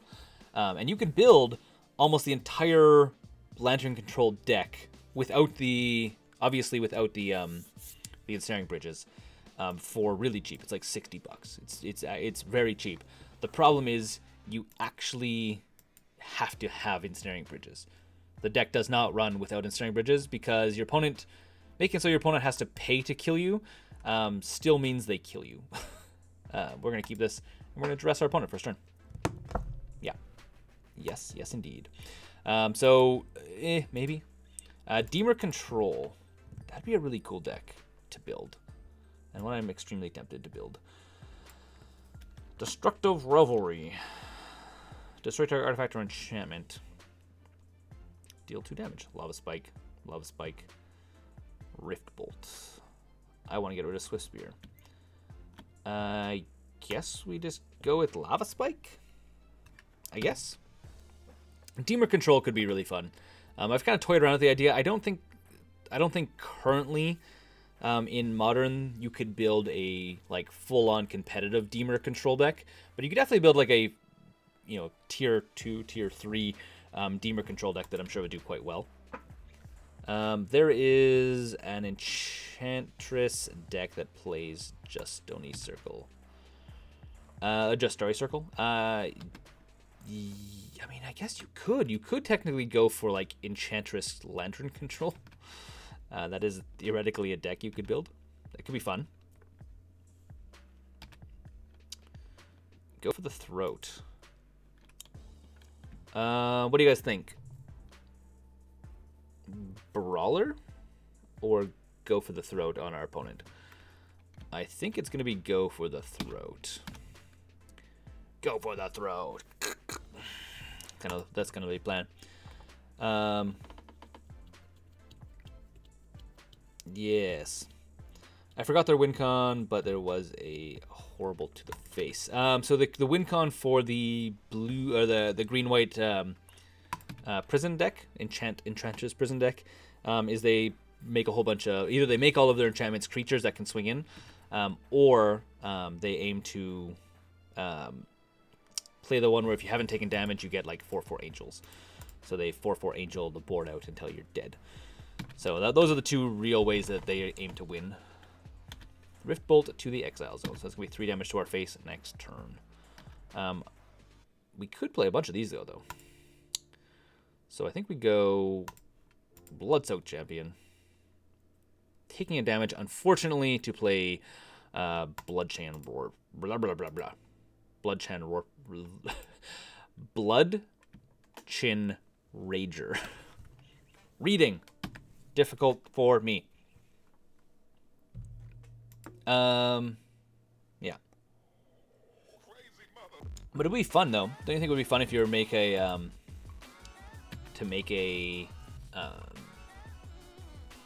green-white control deck? So basically an Enchantress control deck that milling is its win con. So you don't have to worry about like the extra couple enchantments that allow your opponent to like, or that allow you to like do other win cons. You just kind of, oh, interesting. Our opponent prioritizes the double or the menace. Interesting. You don't see that very often. Don't see that very often. Usually they're just going to go for the face. Always to the face. And 2 of these guys. I don't think they're worth losing life over, though. So we'll play one, be happy about it. Hopefully we draw into a white permanent. That's really what we need at this point. Battle Brawler. Okay, throwing down stuff. And again, we could... actually, you know what? I think we're in the racing kind of mood. I think it's going to be run down both of them and see if we can't race our opponent down. I guess the one risky thing we run right now is if our opponent has an Anger of the Gods, he can wipe our board. Assuming he has another land as well, which he hasn't drawn into another land. What do you think of the Monument? If it's the one that produces, makes white things cheaper, right? Rift Bolt to our face. White creatures, I think Oketra's Monument, I'm sure that, I'm hoping that's how you pronounce it. I think Oketra's Monument is actually quite good if you're playing it in like Soul Sisters. It can do quite well, but again, you kind of be like playing Soul Sisters that's playing a little bit like a touch higher stuff, because then you get the value from the -1, and you're gonna be playing white creatures, which gets you more white creatures. I'm not sure what other decks it's being played in. I'm assuming it is played in. Just mostly being played in like Soul Sisters type decks. Ooh, Oharo. That's exciting. Well, I think we go like this. We give Bloodsoaked Champion double strike, because this guy already has first strike. See what our opponent thinks about that. Is it possible to make a competitive green-white token deck in Modern? Always trying, but everything I make was too slow. I think you probably could. I don't know if it'll be like tier 1 level, but you could definitely make a tier 2 green-white tokens deck. I guarantee you. If you want, that's something I can add to my list of things to play around with. Because there's a lot of, it would essentially, if it was a green-white tokens deck, it would have to be, a like Soul Sisters variant, or a Death and Taxes variant of some sort. And I am playing super budget $25 black-white warriors. So if opponent plays a spell, this guy dies. Oh, he doesn't. He does not have the thing. Warrior Tribal, indeed. Trying to get extra value off of warriors. The thing is, there isn't very many like really good warriors you would want to play outside of this deck as well. That's just kind of funny. Oh, our opponent scoops it. I guess they don't have anything. That's kind of cool. Give me 1 second, guys. I need to go turn the heat up in here. It's really cold. I can barely feel my fingers at this point. Give me... I'm not even going to go away. You guys can still hear me. I'm not. I won't stop talking. Just turning the heat up. Like, there we go. Turning the heat up grade 5 degrees here. Because my basement is freezing. I mean, Elvis, you are correct. Black-white tokens is more competitive. Green-white tokens is less competitive. And let's go and play. Let's go and play some Hydras. You guys want to see some Hydras? You guys talking about want to see some Hydras? Currently, the way I'm deciding is how do you decide what to play? So currently, for the record, this live stream, and I'm playing viewer-submitted decks. So people that sent me in a deck, I'm playing those decks. So yes, currently only 2 people sent me in decks. We've already played both of them. So I think what we're going to do, we are going to go and play the Hydras deck, because everyone loves Hydras. Right? If you don't love Hydras, then you make me sad. Where are you? Hydras. Let's go play Hydras. We can also do Soul Flare combo. But I think we're going to play Hydras first, and then we'll play Soul Flare combo after. Because who doesn't like Hydras? Hail Hydras! Okay. How do you submit a deck? You can submit it to the Giant Monster Games YouTube page. There is a link in the description below, which will take you to the YouTube page, or not to the YouTube page, the Facebook page. And you can actually submit a deck. You can always just submit a deck to me at any time. Say, hey, Adrian, you want to take a look at this? And I will try and find 2 to 5 minutes to look over your deck, send you feedback. If you're wanting feedback, the Facebook page is the best place to do that. And I think we can keep this. You could try and submit a deck now. I will see if I have the cards. So go ahead. If I don't have the cards, I mean, I don't really have the opportunity to go, oh, we're playing against Stompy or green-red. Could also be green-red. Green-red aggro, like Zoo. Could also be that. No. Magic Man, you should have just said, hey, I want to play against you. And then I could have just been like, okay, let's play. And Harden, the Servant of the Scales. So, Hydras is really fun. I've also played Hydras because I own this Hydras deck. A little bit upgraded version of this, to be honest. And it's really fun to actually go and play at FNM because no one is expecting it, and people have enough stuff for like quick spot removal. But as soon as you start playing stuff that's really big, people are like, oh, I have no way of dealing with this. I'm used to dealing with like quick and easy stuff. I guess Assassin's Trophy now, but Assassin's Trophy just feeds the crazy Hydraness. If we see Pelt Collector, then we see Dryad Militant. That's weird. Very weird. If we see Pelt Collector, then it is definitely the new latest and greatest version of Zoo. If we do not see Pelt Collector, then it is not. And these guys I should probably always yield to, because I don't need to say yes. Okay. Oh, my chat box has gone all weird on me.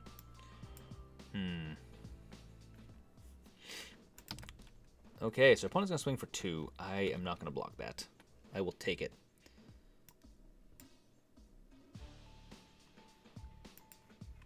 I'm just going to pop out and bring in a new store. Restore chat.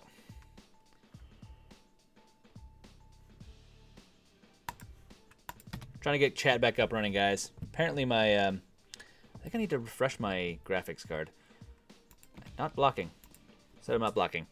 I need to get some drivers, I think, with my graphics card, because every so often it just, like, all text on my screen goes, like, crazy. Crazy. Alright, our turn. Play this. I'm really tempted to blow up one of these guys, but at the same time I'm also tempted to play the Winding Constrictor.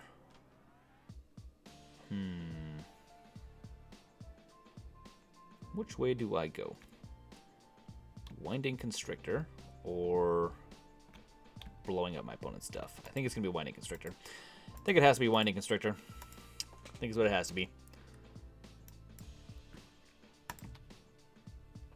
Okay. Black-Red Waste Not Storm is a fun deck. I'm sure it is. Have you ever won any events? Like, I have never, so I play at competitive places. It's just kind of in my nature to go and play competitive Modern if I'm going to go and play competitive Modern in paper. So I've never won any major events. I've definitely like 3-0'd or 3-1'd a lot at my game store, but I haven't actually won stuff. What are you playing? What deck are we playing right now? We are playing Hydras, black. Green Hydras. Hydras tribal. Avatar.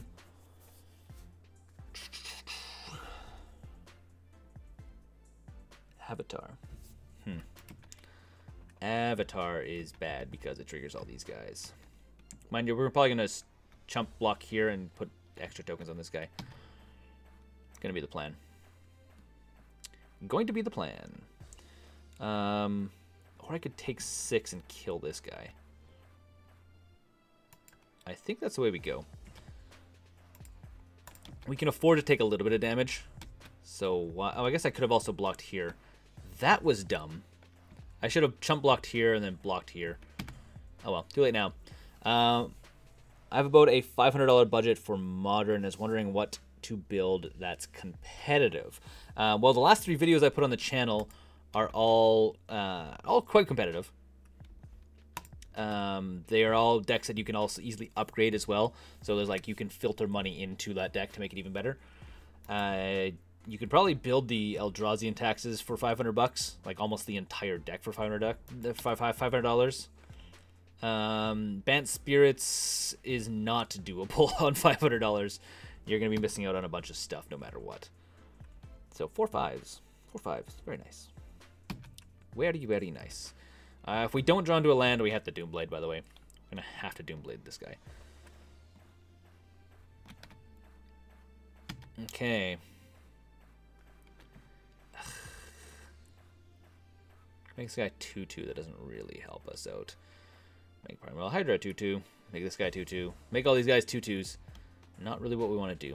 This guy also we can make a 3/3.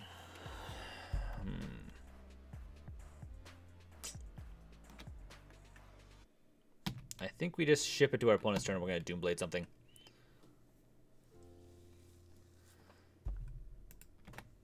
Bant Spirits is really expensive because Noble Hierarch is not even remotely cheap right now. Also, all of the spirits in Bant Spirits, each of them are like $3 to $5. You could get Dredge. There's a couple cards that are a little expensive for Dredge right now, but you could theoretically build Dredge.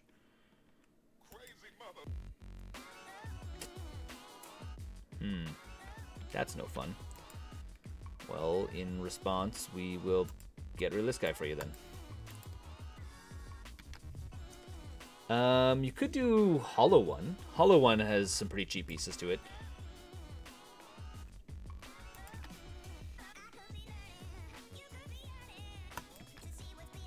I mean, there is obviously a couple cards that are in Hollow One that are quite expensive. So there goes my Winding Constrictor. Putting us down to 4, which is not good. Missing one land is very difficult. Very, very difficult for the Hydras deck. Do you think mid-range decks have much of a chance anymore? I think that mid-range decks will find their place again. They... So I have to block these guys. I don't know how I'm going to go about doing this. How do I go about doing this? I go like this. And I go to the sideboard. Because I'm going to pay 1 life for this anyways. Do I think they have... I do think they have a place, but one of the things is there needs to be better hate for the super fast linear decks. So I'm talking Hollow One, I'm talking Dredge, I'm talking about humans technically. A lot of the decks that are just like, they're super aggro, get stuff on the table, swing your opponent's face as fast as humanly possible. So we're playing Stompy. Tears doesn't really help. Doesn't really help. Duress doesn't really help. Claim? Does Claim help? Vines definitely can help. And things that come out, a single Feral Hydra can come out. Actually, Feral Hydra you stay in. Primordial Hydras, 2 of those guys come out. Beast Within, we just need more removal. So some more removal. Champion comes out, and what else? This guy comes out. Go, run her back. But yeah. I think if they printed a better, get a better counterspell, it might be, I mean, mid-range decks might do well. But yeah, we're gonna play first.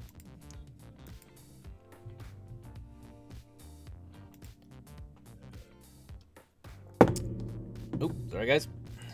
We're gonna play first.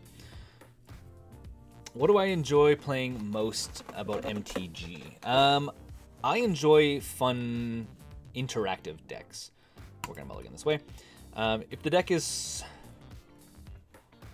This is definitely not good either. If the deck is interactive, as in I feel like I'm kind of, hey, I gotta stop what my opponent's doing, and hey, I gotta... This is gonna be really good. If I can stop what my opponent's doing... This is a kitty cat. Her name is Josie. Hi, Josie. How are you? Then I feel like I enjoy playing Magic. That's the reason why I like playing Magic. So playing decks like Boggles, because you guys probably know that I absolutely hate playing Boggles. And that's why I don't like playing Boggles, is I'm not even interacting with my opponent in any way, shape, or form, and it's just not interesting for me at all. And I think we're just going to go get Swamp.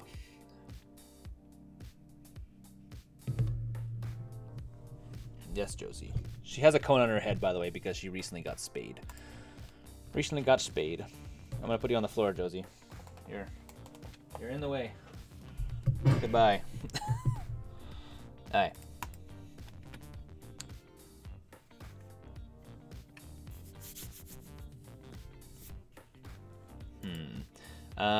What is it? Okay, experiment 1. Let's focus on playing here a little bit. I do enjoy playing Storm as well, because Storm is like playing a puzzle. You're trying to like, okay, what do I need to do to win? So I need to do this, and I need to do that, and then I do this other thing. So I do personally enjoy playing Storm, even though it is another linear deck where it's just like, gotta do this to win. But I have enjoyed playing it a lot when I have played it. Mistcutter Hydra can also be fun, but I think Winding Constrictor is going to be more fun. Yes, and then Mana Gorger Hydra next turn is going to be very, very fun. PPQ tomorrow near me. It is sealed, so let's pray I do well. I enjoy playing sealed in a friendly, casual setting. As soon as sealed starts getting into like a competitive setting, I'm just like not even interested at all. Waste not Storm. It is theoretically possible. It is possible. There's the Rancor in this guy, which is fine. I'm not gonna do anything with that. But yeah, as soon as sealed gets into like a competitive, I'm just like, no, because some people just get better pools, and then all of a sudden you're like, oh, look at me, I'm losing because I didn't open better cards. Storm is fun when you do well, but after a while it just gets boring. I could see that. Maybe it's only because I've only played Storm like a handful of times. So we're gonna run down Mana Gorger Hydra. Oh, hold on. Cancel that. First things first. Go to combat. Combat first. Constrictor into Mana Hydra. Yes, please. That is literally my plan. It's gonna be awesome. Gonna be awesome. My life will be complete here momentarily, and everything I love will be then on the table. And the next turn we'll play Mistcutter Hydra and hopefully another spell, as we have. The nice thing about Mana Gorger Hydra is it works really well in this deck, because often we'll play something like this for 2. So we'll play like 2 2-drop spells after Mistcutter Hydra if we have 4 mana, and then all the awesomeness, because then it gets gets 2 counters and another 2 counters, especially when you have something like this in play. Hey, Elvis is asking for all kinds of feedback on his decks. What do you guys think of his decks? Okay, so CJ, you've actually been playing Storm for a while. This is why you have these specific feelings. Waste. Oh, that's interesting. So this guy gets 2 counters. I should always put this to yield, by the way. So this guy's now a 3/3 with trample. Do I block? That's the next question. I think the answer is I don't block. I don't risk it. You want to see a budget to tier 1 Kithkin Goats deck? Is that, I don't know if that's a possible ability. I don't know if that's, I'm not even sure how much potential that deck has, like, to be better than the version I already built. I want it to be better, but I don't know how much better it actually can get. I'll have to look into it. I'll do some research. Now,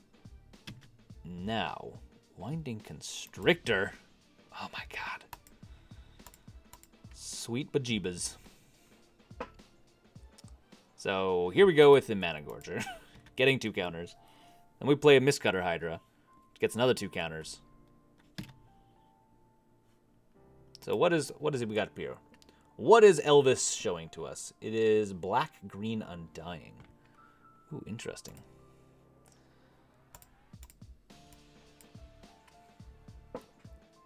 Done. Paying 1. So this puts a lot of counters on our Mana Gorger Hydra. This guy comes in with 3 counters for 1 mana, or for 2 mana, technically. And so we could swing for, what, 8, 9, 10, 11, 12, 13? Yeah. Sounds about right. Sounds about right. Attack with all the creatures. Go. Yay! Check it out. How did you see that one coming? Okay, so let's as a sack outlet, get Kalidas. Oh yeah, Kalidas is very good. Especially because whenever your opponent is sacking stuff, especially against like Dredge and a bunch of other cards, it just completely eats his board, eats the opponent's board. Gone.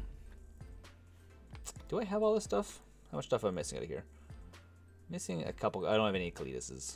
I don't have any Graf's Messengers either. This could be budget. This could be a budget deck.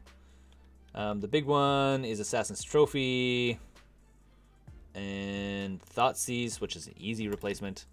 Hey, Avatar of the Resolute. Inverted Catacombs, obviously. So does our opponent attack in, or do they hold off?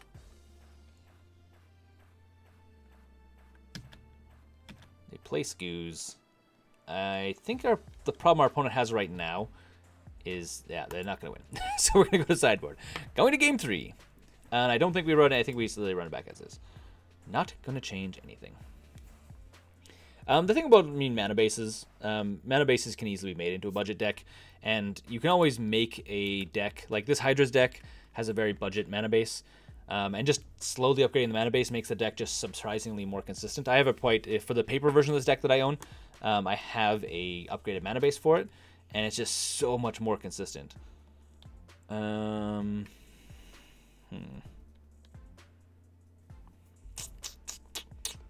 Sure, I think we can keep this. Unfortunately, we're gonna have to go Evolving Wilds, crack to get green. Again, this is like one of the budget cards that's in here. Ideally, it would be a fetch land of the correct color, aka Verdant Catacombs. Okay, CJ, thanks for chatting. Have a good night.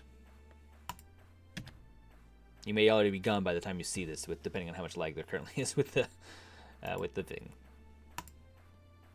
So opponent gets another experiment 1 out first turn. It's fine. This is fine.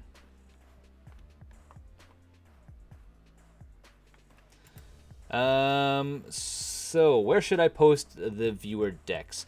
If you want to send me decks, you can actually send them to the Facebook page. That'd be probably the best place to do that, because then I will see it. Llanowar Wastes, actually, that is gonna be way better, actually, because we can play Hardened Scales right away, and we don't have to worry about putting ourselves off an entire turn. Shift our opponent's turn. How could I improve this list? So Leaky Poo Hole, I will check that list afterwards. Unless anyone else has an idea. Woodland Cemetery should be sort of budget. It's okay. Llanowar Waste is always the best green-black budget card right now. For green and black. Stranglegeist.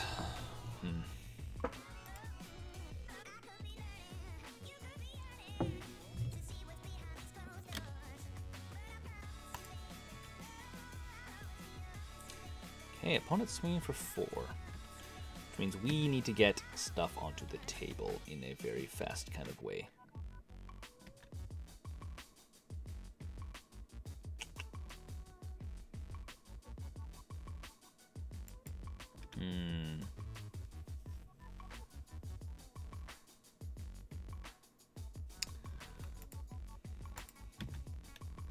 What do we think? Mana Gorger Hydra.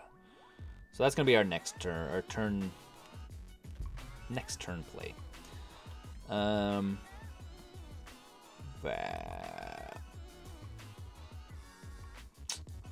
So Protein Hydra is only good if you can get more than 2 counters on it.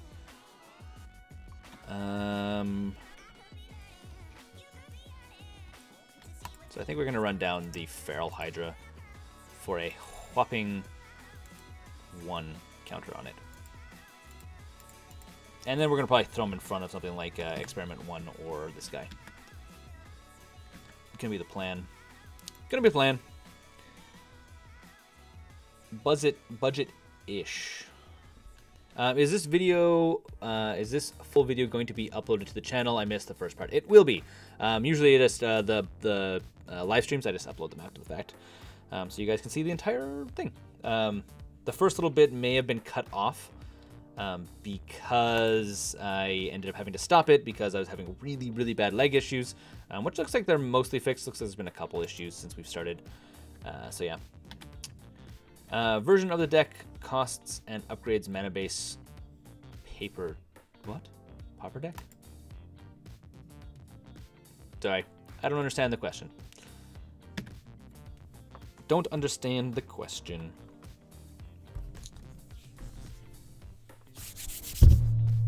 Okay, dokie. So, I mean, we're getting into like a little bit of like a rough spot here because our opponent's deck, well, we're both kind of doing the stompy strategy. We're both like, let's play creatures that are big and scary and stomp people's faces. Our opponent's does it faster when they're playing first. Ours does it faster. Oh, you know, I guess ours technically gets crazier faster. So that's a thing. And I don't...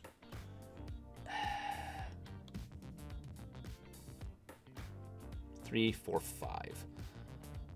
I think I can take the damage. One more time. One more time. This many more times.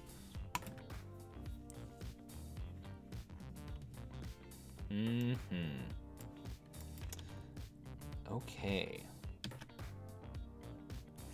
Forest is nice. This guy turns into a 3/3 ape, which is going to be annoying. So we could play Servant of the Scales, or we could play Managorger or Hydra. 9 life, though. We could also play Protein Hydra for 3, which isn't really what I want to do. So I think we're going to go Servant of the Scales.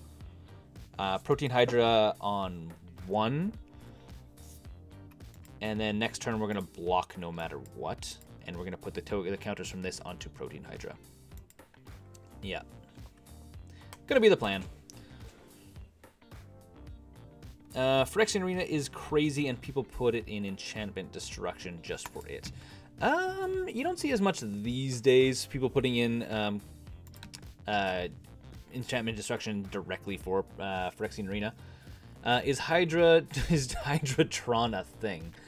It's not, but it could be. The big problem is in order to make this Hydra deck work, you need a lot of like +1/+1 synergies, and in order to make Tron work, you need to have more or less synergies working that way, and you're more like, how do we get Tron? So you need something that like once you play one thing, it goes crazy. Where this, once we get past like turn 3 per turn 4, things get really hard to deal with unless you have board wipes or unless you have bigger stuff, because generally this deck gets bigger stuff. As you're about to see, right? So our opponent's going to probably swing with all 3 of these guys. This guy obviously gets bigger. We're going to just throw this guy in front of one of these 2 guys. Doesn't really matter at this point. What else are you doing? What are you doing, buddy? And then it's going to make Protein Hydra bigger, which is Protein Hydra is going to just start smashing faces. I don't think we're fast enough right now, right? Again, our opponent has way too many big threats in play. We're just going to keep getting eaten by stuff. Yeah. These guys are really good, especially with Experiment 1 says I get a couple more. This deck would be awesome with Walking Ballista. I actually agree 100%. Oh no. That's no good. Walking Ballista would be fantastic in this deck. Especially with like this guy here, be able to like shift over a couple counters when it dies. Bloop, bloop. Big explosive. Ah, boo! Double dismembers. No one likes the double D. Double dismembers is what it stands for. I've also played around with Hangerback Walker in this deck as well, because once it dies, you just get a ton of flying tokens, and they're like, oh, well, I can't deal with that anymore. So I guess we have to go like this. We'll see if we draw into anything relevant. I don't think we will. I think we've lost this one simply because our opponent's deck is faster at getting bigger, scary stuff into play, and we just don't have as much removal, especially because this is the budget version. We could always go and upgrade it, though. We could go and make some changes, like put in proper stuffs. Well, I think we're going to concede. No way we're going to make it through that one. Okay. Play a lobby. Okay, what are you guys talking about over here? Now that I'm no longer playing games, I can actually take a look at what you got. So, is Hydra a thing? No, no, no. Walking Ballista. Agreed. So you guys were talking about, someone sent in a deck like a second ago. Leaky Butthole sent in a budget Abzan mid-range. I don't think I have all the cards for this, unfortunately. Do I have this guy? Do I have Glint Sleeve something or other? If I do, I might actually be able to build this deck without having to go buy. That's why I asked people to send in. So like for this live stream, I posted on the Patreon page saying, hey, who has decks? I want to see decks being played. I do not have it, because then I was able to go and buy the cards for all the like user submitted decks before I actually started playing. So that was a thing. So that's why we played user submitted decks that were not being submitted right now, but being submitted a while ago, earlier in the day. This seems like a pretty fun Abzan deck. Seed Rhino. It's kind of like a traditional seed, like a more classical style Abzan deck. Except you have. Actually, bring it over here. You guys can. Let's take a look at it on the live stream. I'll take a look at your decks, so you can send them via the chat here, and I'll take a look at some of them. So this was sent in by Leaky Butthole. So I mean, you're running this guy as a way of getting extra card draw, because this is kind of like semi-budget, I guess. So when it attacks, you get energy, pay energy, draw cards, lose life. Always good. I mean, obviously this thing can be upgraded with Bob, essentially Dark Confidant. Scavenging Ooze, always good. Yes. Courser of Crewfix. Do I like Courser of Crewfix in this deck? Gives you card advantage, theoretically, in the form of lands, which is very fun. I guess it's good. And it also is like a huge butt. Not because it's a horse, but because it has a huge butt. This guy is definitely cool. Can't be countered 4/4. If this would be discarded. So if you're playing against a Liliana Black or something like this, or if you're playing against Hollow One and they play the thing where, what is it? The one mana red spell that everyone draws 3 cards and then discards 3 cards at random. What's it called? Burning Inquiry. That's really funny to play a 4/4 off of that. So, be super funny. Tyler's Tracker, fantastic. I guess actually Tyler's Tracker and Courser Crewfix play very well together. And I guess theoretically Courser Crewfix and Siege Rhino play well together as well, because Courser Crewfix can kind of be a little bit of mana fixing for you, which is always fun. Gideon, it's hard to argue that Gideon is not amazing. Fatal Push. Would I run 3 Fatal Push? I guess so.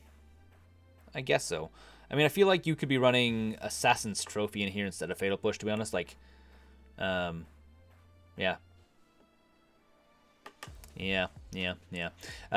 Abrupt Decay. Abrupt Decay is good.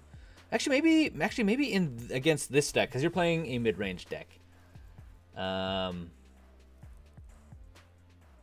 playing a mid-range deck as well, so Assassin's Trophy might actually be okay, because this deck would do better against mid-range decks, and Assassin's Trophy makes mid-range decks better, but not the aggro decks better. So it doesn't make Hollow One or any of the red decks really that much faster. So maybe might be a good idea. Feel the Ruin, yeah, good. So yeah, I think this is a fun deck. I would definitely play this if I had all the cards. And a good price. It's a good price. And we also got a deck. Shoot in more decks. Shoot more decks over, and I will take a look at them on the live stream. I guess we can always take a look. Elvis sent over this deck. Let's take a look. What is this one? This one is, my computer is going really slow. So this is the Black-Green Undying. So Visor, it's kind of just a standard aristocrat card. Young Wolf, I mean, I guess it has Undying, which is kind of why you'd want to play it. Blood Artist, I mean, pretty obvious.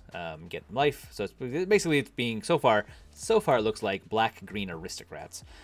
Young Wolf, Blood Artist, Strangle Guy, same thing. Graf's Messenger. So when it enters the battlefield, so it has Undying as well. When it's the battlefield, target opponent loses 2 life, so you kind of want to keep bouncing stuff. Kalidas, just a fantastic card in general. Push, Inquisition, Thoughtseize, Assassin's Trophy. Eldritch Evolution. So the Evolution, I guess, can be good for getting some of your cards. Because these all roll up in mana, right? So you can always kind of be working your way up and up and up. Which is definitely cool. I don't know if Eldritch Evolution... I don't know if it's good enough. That's the only thing for this exact build. Who knows? Remove X1 counters from amongst creatures you control. Target creature gets -X until end turn. Maybe that's awesome. I feel like it's a really good way of getting all your creatures that have Undying to have Undying again. And for 1 mana, I guess it works. But I'm not sure if you want 4 of these. I feel like you don't, other than Visor of Secrets, which you only have 3 of. I don't know if you have enough sacrifice outlets. I mean, I guess theoretically you can sacrifice cards to this, but you're only sacrificing not Wolf and Stranglegeist. I feel like you need more sacrifice engines. Again, just 4 sacrifice engines in the deck feels like it's not quite fast enough. Huh. Well, let's see. Okay, well, let's go to the next one. Go to the next one. So now we have new taxes. No one wants new taxes.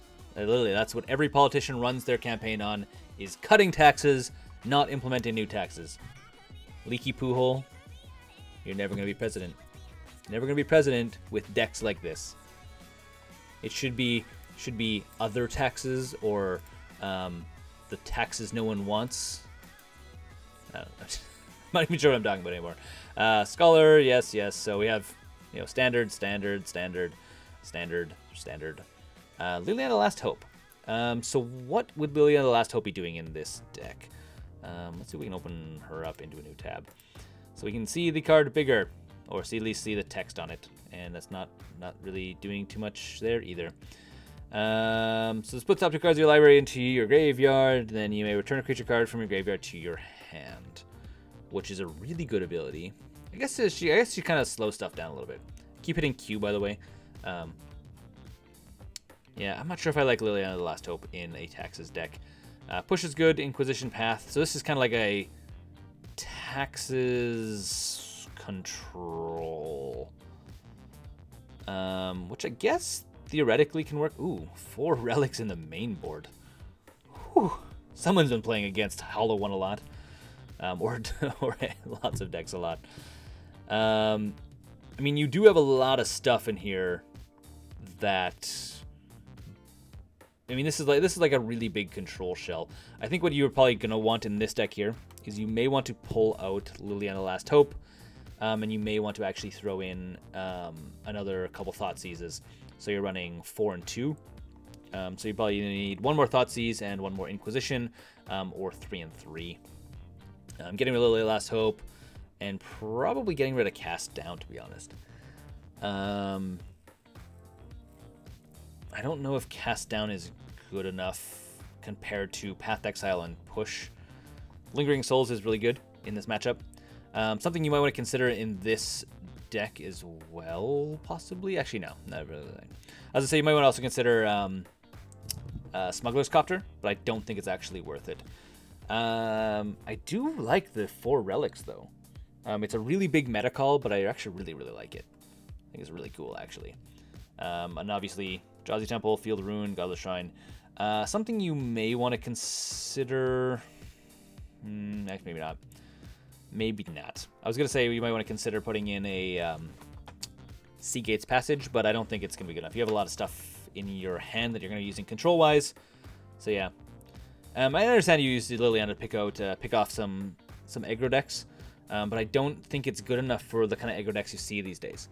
It's good to shrink stuff down for a couple turns, but I think with this deck here, you probably would rather faster disruption until you actually have big threats on the play, and then you're like, okay, I have no way of getting around these big threats.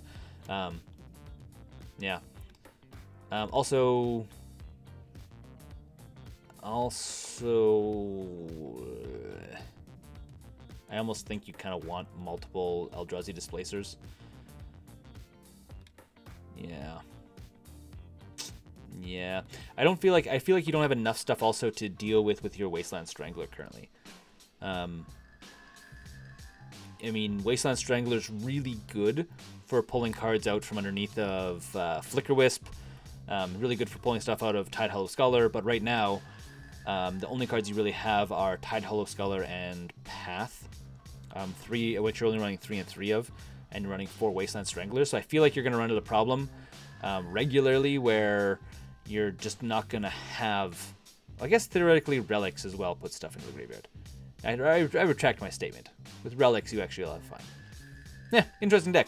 I like it. Send me this list on the Facebook page. I would like to build it and test it out. Actually, hold on. Do I have enough stuff to build this? I don't have the lilies. Let me download this. Let me see if I can build this deck right now. I'm going to try it. I want to download.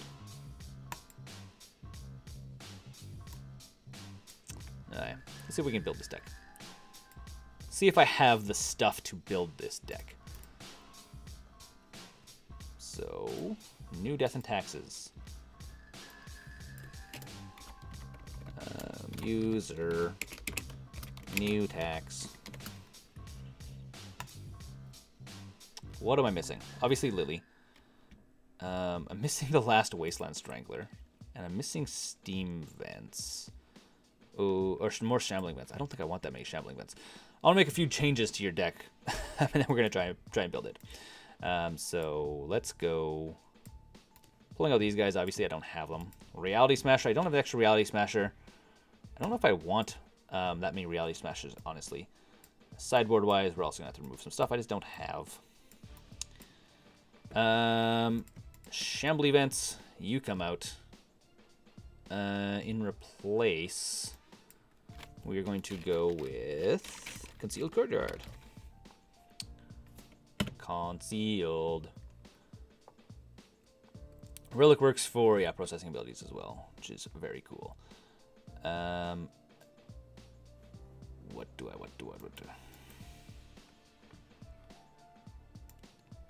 And apparently my thing's being released.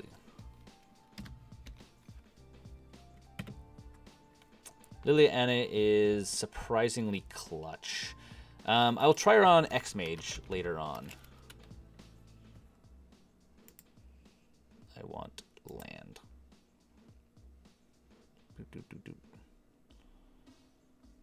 Come on.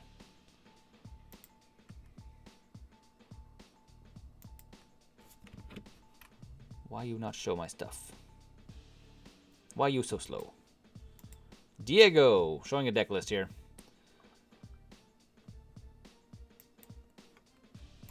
Concealed Courtyard. Add 2 to the deck. And we have Thoughts. Let's throw in Thought Knots. Or Thoughtseize. Put in another one of these guys. Because we have another one. In the meantime, let's see. What does Diego have? Well, my thing is being really, really slow. So I think we're going to go 3 and 3. Because I would rather 3 and 3.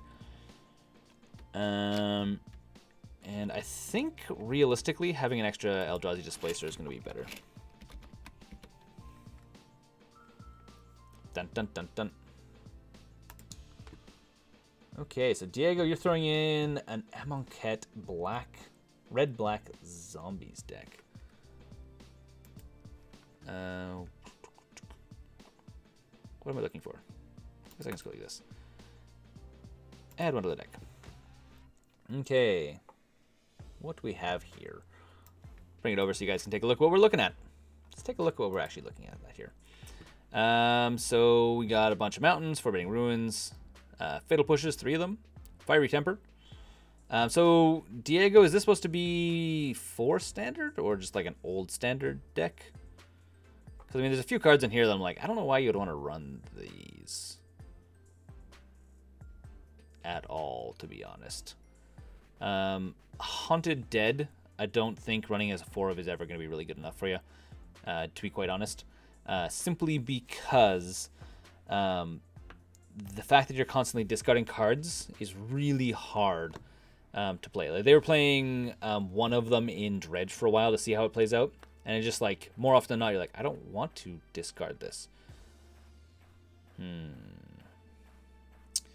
It looks interesting. I think there's some cards you just kind of need to consider. I mean, I feel like you have some interesting ideas of like, how I'm gonna discard this, I'm gonna discard that, but I don't think it actually functions probably as well as you want it to. And we're just gonna whatever the sideboard, and we're gonna try this as is.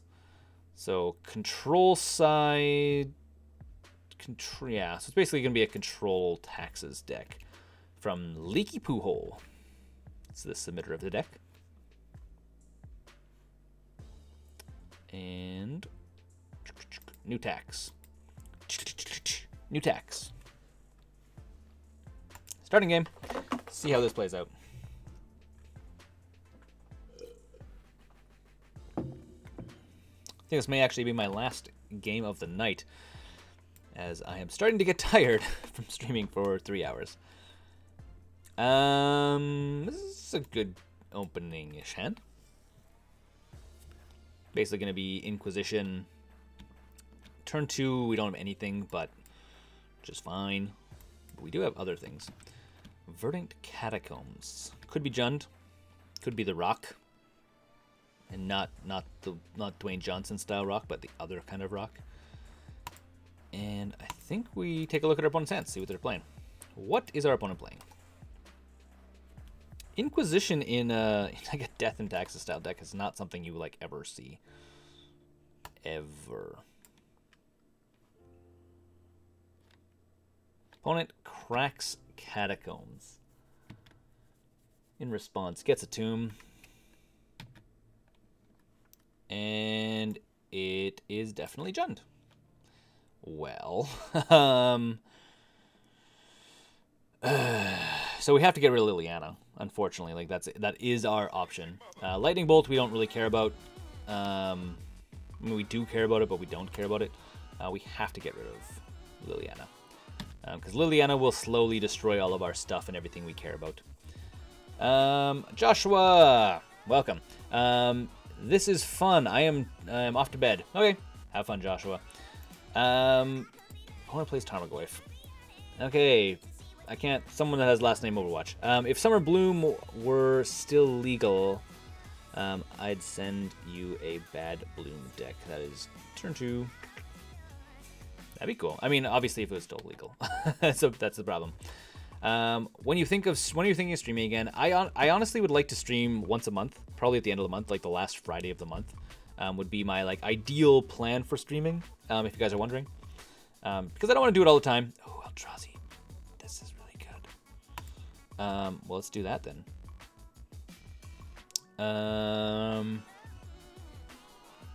And what? Eldrazi the problem is if we play Eldrazi Displacer, our opponent just bolts it. That's the only downside. So that's fine. We're not going to play Eldrazi Displacer because we just don't want to lose it. But yeah. Gesundheit. If you're German, that is. Yes. I don't play the Pact in it or Gravemind. I'm not gonna lie, I don't really know what the Bad Bloom decks were. I feel like I don't quite know it.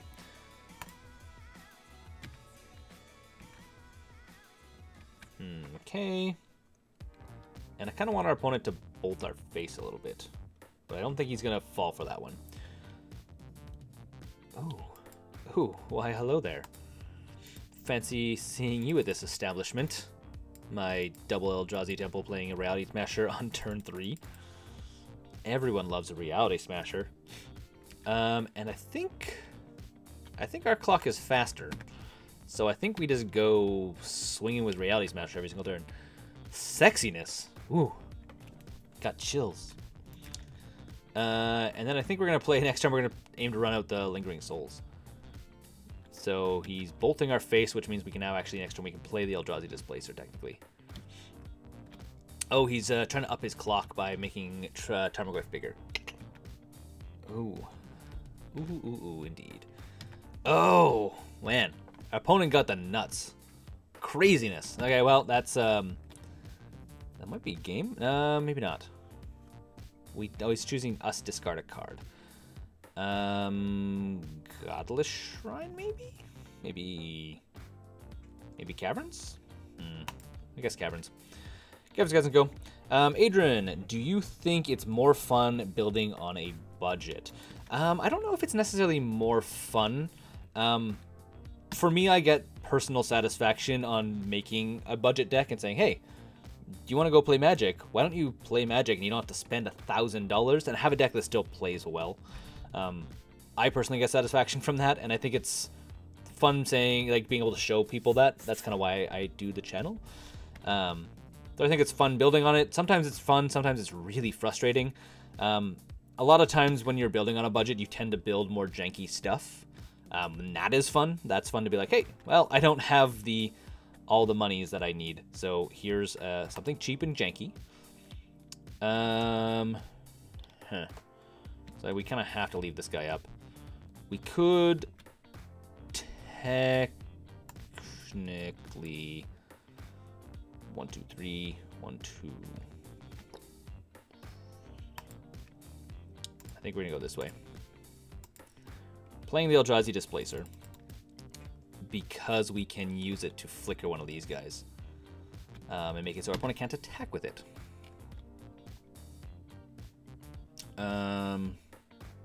But do I attack for 5? I don't. Just in case he has like something bad. In case he has something bad. Thank you for being responsive, by the way, and not many people reply to YouTube streaming. That seems kind of weird. I mean, I feel like the whole reason why you stream is that you want to respond to people. Like, I don't really know why you would do streaming at all if you didn't want to, like, have some level of interaction with people. So flicker the Goyf. And then I guess we go to blocks and we go like this. Yes. I feel like this deck, this new Taxes deck, is actually really good against Jund. It's like I feel like it's a good matchup against Jund. Just because we have 4 Relic in the main board. So it's yeah. It's a spicy meatball, as they say in Italy. I'm just assuming they say that in Italy. I don't know if they actually say that in Italy. And now, do we play what?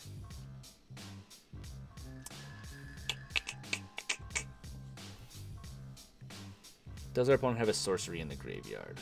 Instant. He does not. Oh, we do have an instant sorcery. Or a sorcery in the graveyard. So I think we kind of have to go like this. Yeah. I'd love to play Tide Hollow Scholar. I mean, I really would. But I don't think we actually can get away with doing it. So Lingering Souls, throwing down a couple guys. And we can't swing it with the Reality Smasher, so we're going to hold off.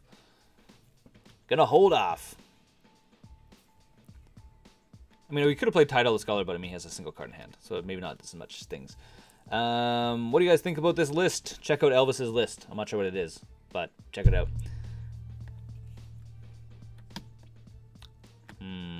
Oh, and I hit 1 instead of Q.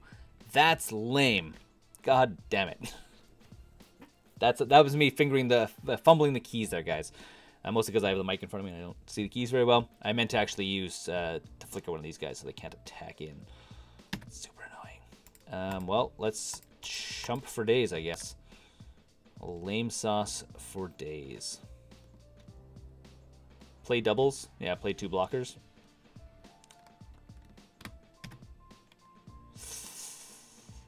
We need to draw into something meaningful.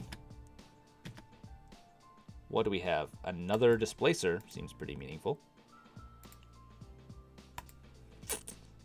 Always like playing more displacers. Always fun. And then we have the option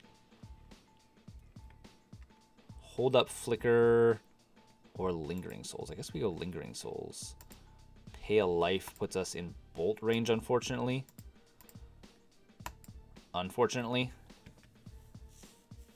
A little bit of rough, a little bit rough there. I just don't want to lose this guy. But when we go to combat, we're going to swing at this guy right now. So might as well go combat and attack. No reason not to attack because we're not going to block with him. We're going to block with these guys.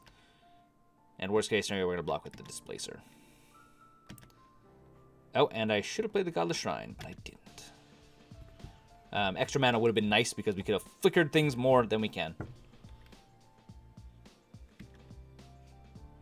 So opponent's probably just going to keep putting the pressure on.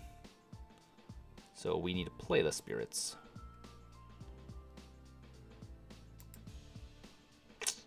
Yes. So bang and bang. Theoretically, unless he draws into a bolt, we could just win by swing, and next turn making it so we can't attack with either of these guys. Theoretically. Maybe that's what we do. Maybe that's what we do.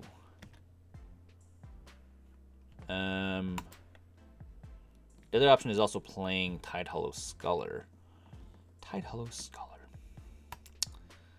I think that's what we do. Run him down, see what our opponent has in hand.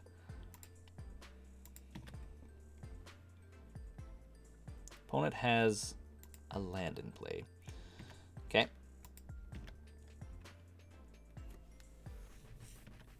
Okay.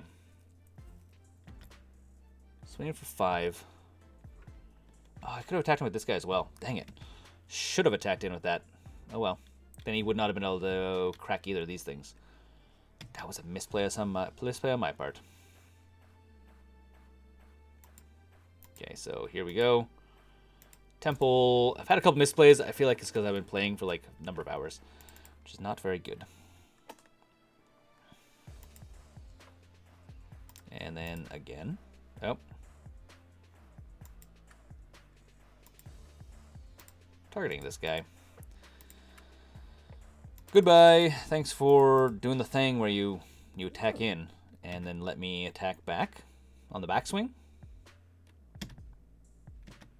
Just fine. And our opponent scoops it up. Okay. Whew. Okay. So against... Interesting. Interesting. More Thoughtseizes and Inquisition in the sideboard, which we don't need.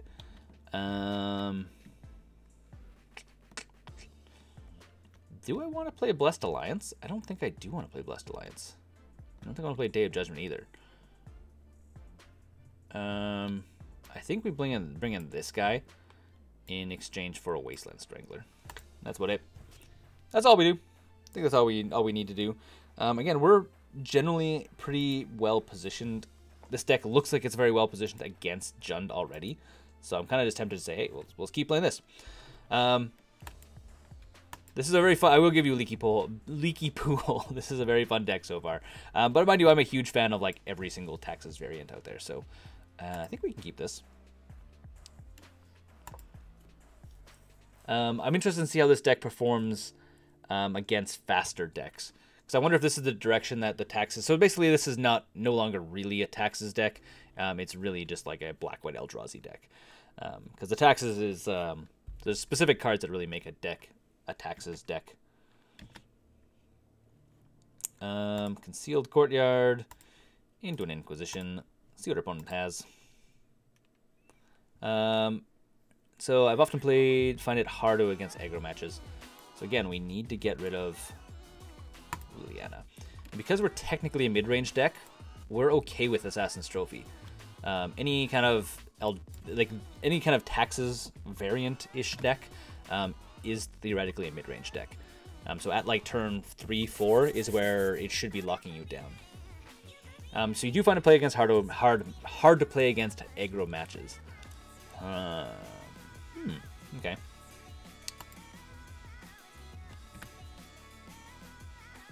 opponent plays a Verdant Catacombs and passes.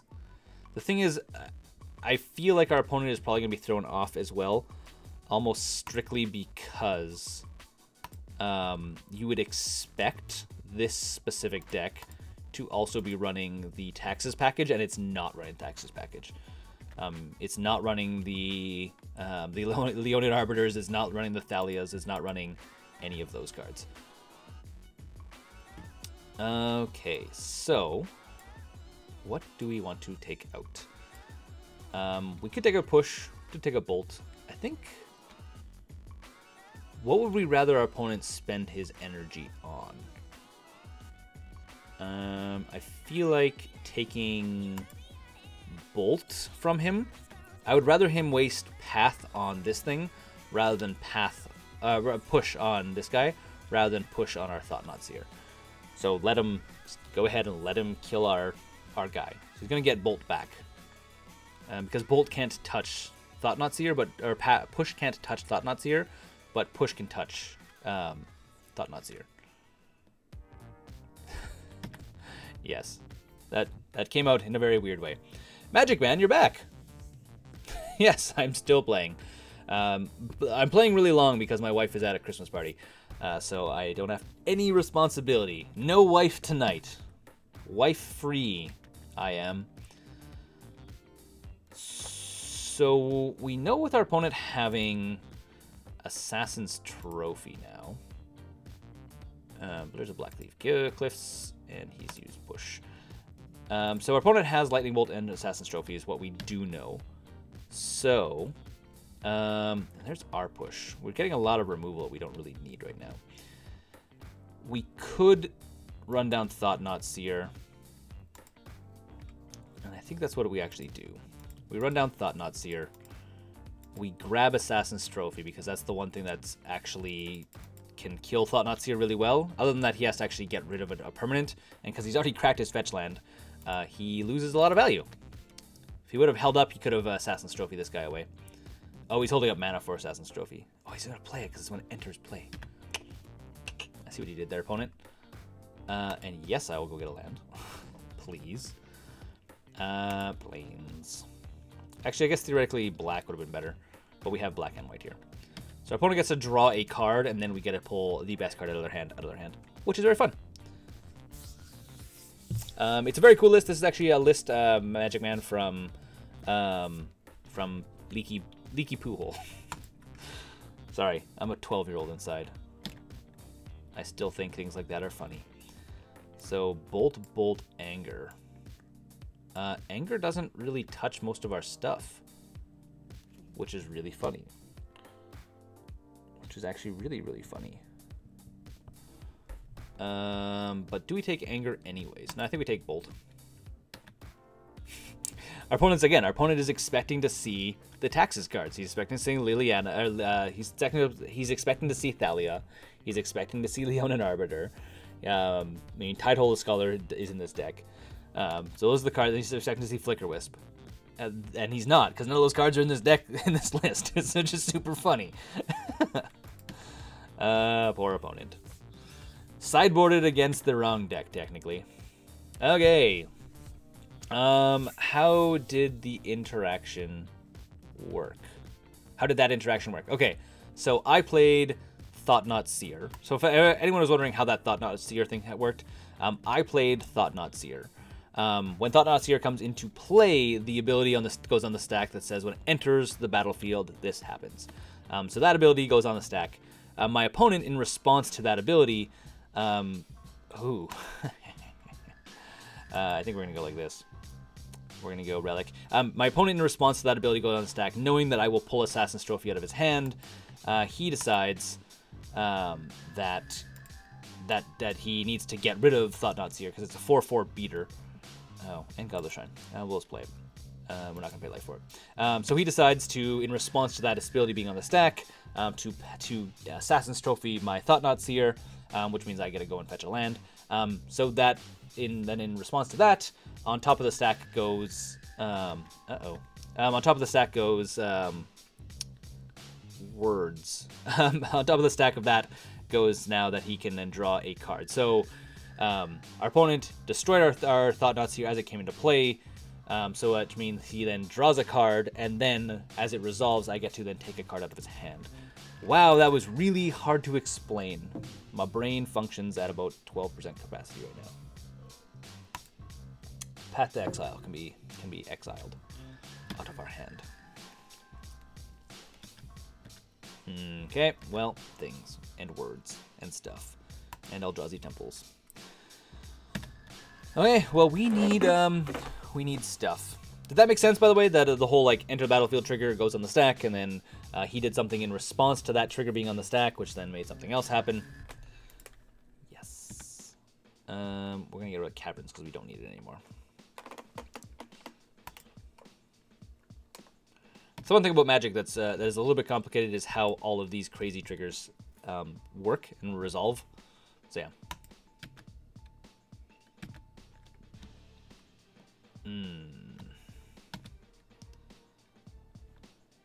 Oh, that's the exact card we wanted.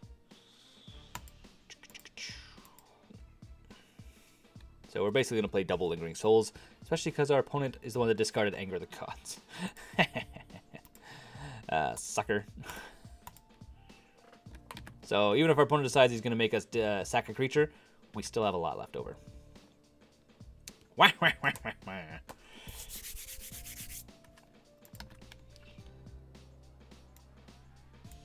It's my penguin impression. The wank. It's complicated as fuck. It is a little bit complicated. Oh, he still has another Anger. Well played. Maybe I should have just been like, no, let's play one. Lame. I guess we hold up Cast Down. For no real reason, to be honest. What do we need to draw? Reality Smasher? Yes. Reality Smasher seems really freaking good right now. Basically, we're going to swing at Liliana for 5, which means she cannot use target player sacks a creature, which is really funny for me. Yeah, so she can't make us sacrifice this guy. Surprise! So she can make us discard, which means I discard to Cast Down, which is not the end of the world. I should have held up black. I technically have black here and right here. I have lots of black. This one does I have to pay life for. Maelstrom Pulse. Okay, so opponent discarding a card. Discarding what? Discarding Bolt. So he's going to get rid of this guy. That's fine. Yeah, it's fine. No one has cards. Is now playing the top deck game. Who top decks the best thing first? Might as well play it. Ship it. I'm assuming our opponent will top deck stuff first. Because there's way more relevant things. Oh, he drew a land. Yes. Well, we're in discard anyways. Pass it to our opponent's turn. It is now who passes the fastest. Kyle, love your content, bro. Good luck with the stream tonight. Thank you very much. The stream is probably going to end here probably in the next, like, 10-15 minutes, by the way. For anyone that is currently watching and wondering. Cast Down. Well, ship it to our opponent's turn. We're going to discard this guy. Unfortunately, our opponent's going to do this thing at some point. Separate all of our opponents into 2 piles and then sacrifice half of them. Which we have enough land into play that's not going to harm us too much. Just get rid of half our land, really.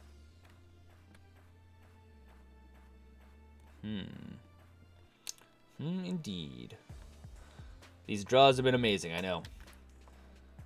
So each of us discard a card. We discard Cast Down. He discards Stomping Grounds. Do we draw anything relevant? Temple. Go. And at this point, when he makes us separate all our stuff, he might be like, here's all your Eldrazi temples in one spot. And here's all everything else. And our opponent's just discarding lands at this point. I guess they don't really need much. Oh. Yes, we want to play this. At least we get a peek at what our opponent has here. Maelstrom Pulse. So that's annoying. Maelstrom Pulse is annoying. Okay. Wish I could find my Abzan Coco deck I played in 2016. For y'all, I played Lily, Voice of Resurgence, Eternal Witness, and Pride Mage. Target player sacks a creature. There you go.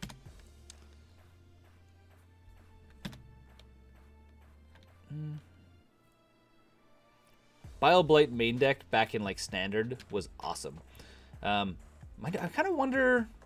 I semi-wonder. I say kind of, but only like slightly. Oh, he has Raging Ravine.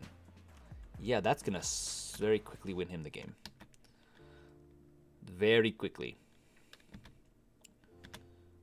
Mind you if I get a Shambling Vent? Ooh. Ooh. Ooh, ooh, ooh, ooh, ooh, ooh, ooh, ooh, indeed.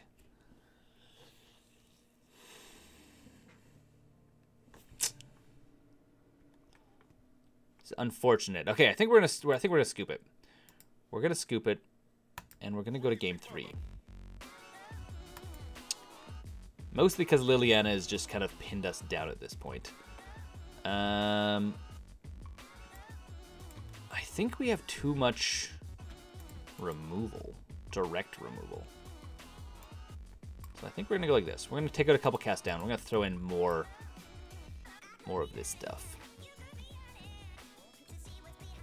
Yeah, I think that's what we're gonna do. Put in more actual hand removal. Oh, can, make people see what Elvis is posting in the side in the chat over here. More decks, and we're gonna play first. Seems like it could be work. I think we keep. Mostly because we're gonna collect a Brutality. Do we collect a Brutality? Maybe we could have. Yeah, this is okay. Because we're going to turn to Eldrazi Displacer. And then hopefully start flickering his stuff / swinging for 3 damage. And then turn 3 Reality Smasher. I think we're just going to going for aggro. Going for aggro. We could have collected Brutality. Hopefully getting rid of something out of our opponent's hand. That could have been good. But I think this is going to be better and faster. I think it's going to be better and faster. So how could this deck be improved? I don't like Collective Brutality in the main door. Not even the slightest amount, to be honest. I don't think it does enough for the deck. I think you could probably put something that is going to be better.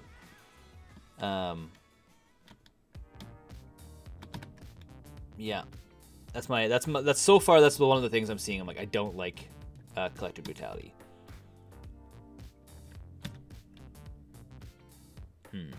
What else would I put in if I was thinking? What else would I want to put in? I feel like you may run low on card draw really quickly. As in, there's no way of like building up a whole bunch of extra cards if you like start getting, like, for example, the position where I got into where he basically had me like tapped down with Liliana. I don't ever want to get into that spot, and I don't think this deck has a lot of ways to deal with that currently. So I wonder if there's another way of card draw might help this deck. Oh, sorry. Okay, have a good night. Thanks for watching the live stream for as long as you did. The deck. Oh, this deck looks a lot like the Rock. Yeah, I could see that. I almost wonder if you splash green for a couple things. In this deck we're playing right now, the Eldrazi, like Eldrazi, Abzan Eldrazi. So there's Liliana. That's fun. I mean, the upside is we get to kill Liliana like right away here. So we get to sacrifice this guy, but we're gonna play another one and swing it at Liliana's face. Yeah. Yes, yes indeed. Or we could let her tick up. Because we could go Collective Brutality, pitching 1 for 2. And basically drain our opponent and make him get rid of a card. I think that's what we're going to do. So for 2 modes. And it's going to be our opponent for both. And black and... doesn't matter. Pitching a plains. We're doing this so we can hopefully pull something relevant out of his hand. Or at least see what he has in his hand. Getting some information. Yo, Adrian, please check out this list before stream ends. I will pull it up right now just so I don't forget. The comboless evolution.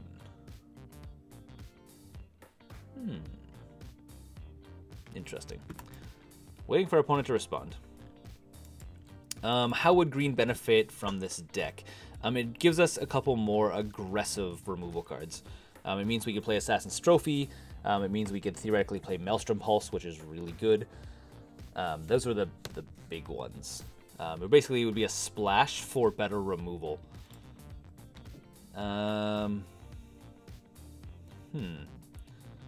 Well, Kozilek's command goes away. And then we ship it to our opponent. And we're going to aim to discard a plains. See? Good thing we removed stuff out of his hand. Otherwise, he could have played this in response and bounced this guy back to our hand. Which would have been annoying. Or maybe not. Oh.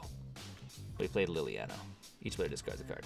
Maybe that was a wrong play on my part, actually. Maybe getting rid of Liliana would have been a better strategy.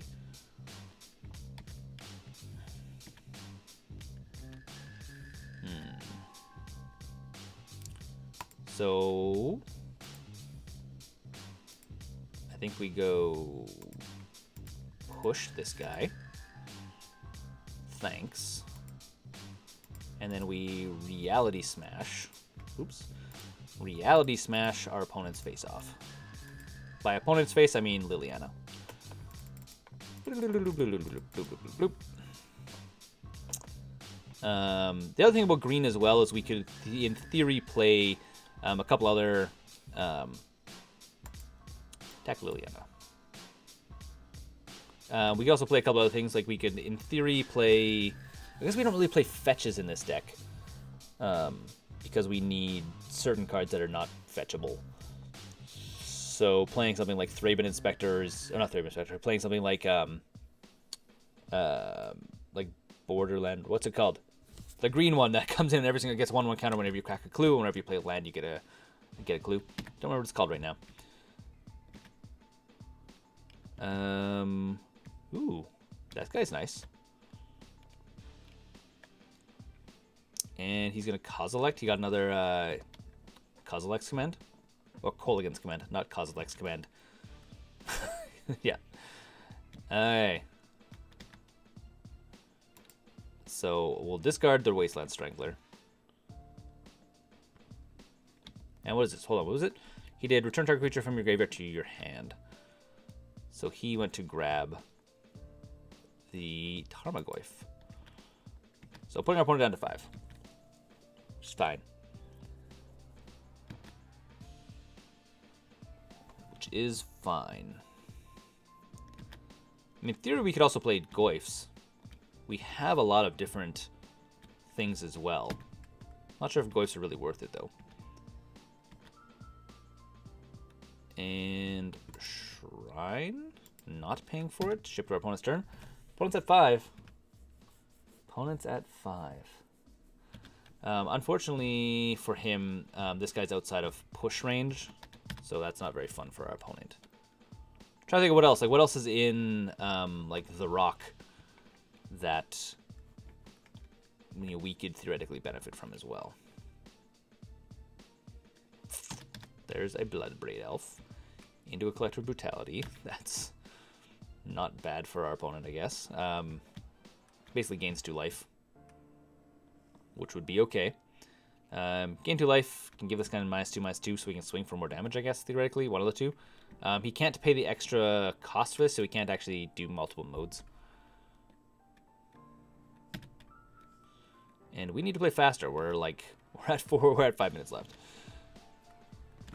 Too much discussions. Or too many discussions. And I guess we just go like this. Thought Not Seer.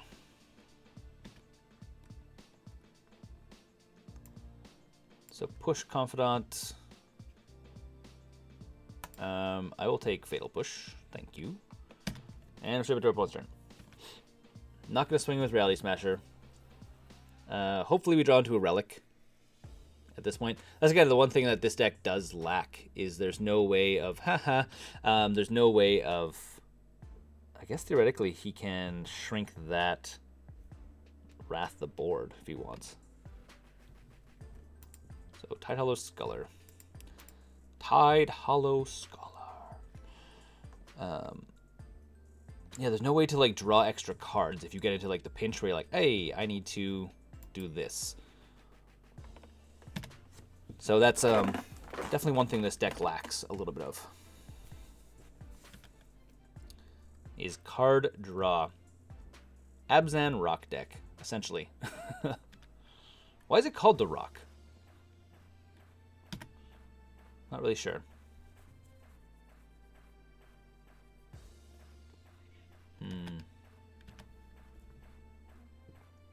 Our opponent can't swing in, otherwise the backswing is fatal for our opponent. But we can just shred everything our opponent has. Thoughtseize our opponent. Do I even want? I don't even want to get rid of Bob. I guess we get rid of Bob. I guess we knew he had Bob.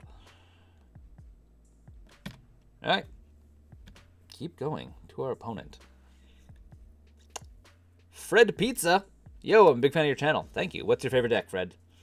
What is your favorite deck on the channel?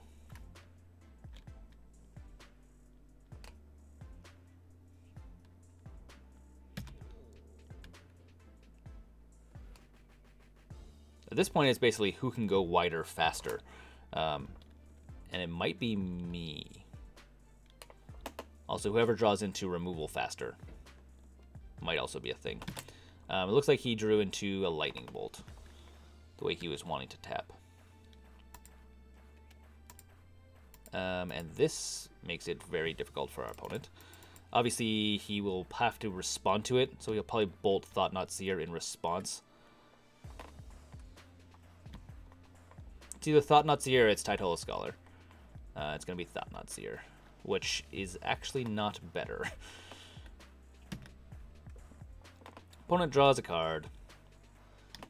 Basically, starting next turn, we can double flicker Tide Hollow Scholar and just remove a card out of our opponent's hand for free every single turn. Also, right now, we can technically go like this. And then swing at Liliana. So this is also an option. And then combat at Lily. Because we don't really want to do this because we can't let her get the emblem. That'd become really bad for us. The emblem is really, really bad. Fred Pizza loves the Storm. I can get behind Storm. So the question for him is, does he... Oh, he does. He loses the Blood Braid. Still dealing 3 damage to Liliana. And our opponent needs to draw into something very removal-like. Like Kolaghan's Command. Or Anger of the Gods. Yeah, that is a card.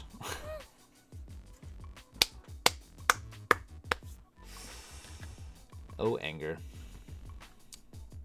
You saucy, saucy thing.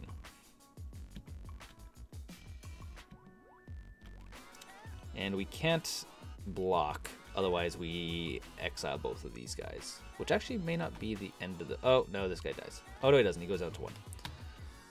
So it technically is a 0-1 right now. Oh, no, it doesn't. It's not my 3 on 3. It's a... He still has his toughness. Oh. Well, there's Path to Exile. Which gets rid of his Goyf. Gets rid of the Goyf, which means we swing at Lily. with Reality Smasher. Putting her down to... I guess it... Oh, it does kill her. Oh, Raging Ravine. Mind you, our opponent has a 1-turn clock. A 2-turn clock. You need to take out the Lily. Yeah, I know. I got it. I got it. Don't worry. Don't worry. It's a little bit surprising from our opponent playing the Treetop Village, trying to get in some extra damage. Mind you, at this point, almost anything we draw is... Well, let's see what our opponent has. Let's learn. Let's get ourselves some learn on. Sure. Goodbye. Our clock is faster and puts our opponent's clock to 1 damage.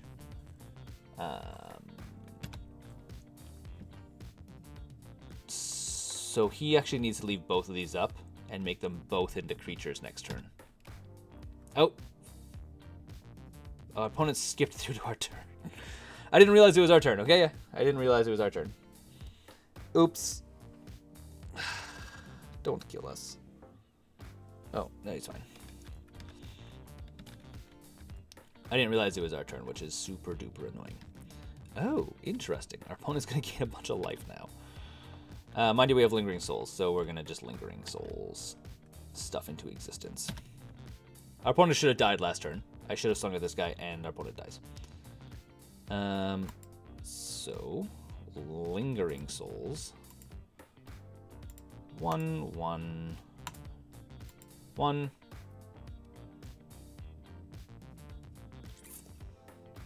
And I could play it out of the graveyard. He has what? 1, 2, 1, 2, 3. So we can make this guy a 5/5. No point in playing Tide Hollow Sculler. Is it worth it to play more of these guys? I don't think. He's already lost 1 anger. And I think we exiled the other one, didn't we? No, it was Bush. So he may have another anger. At this point, our opponent has to start eating all of the creatures in graveyards to just gain life back.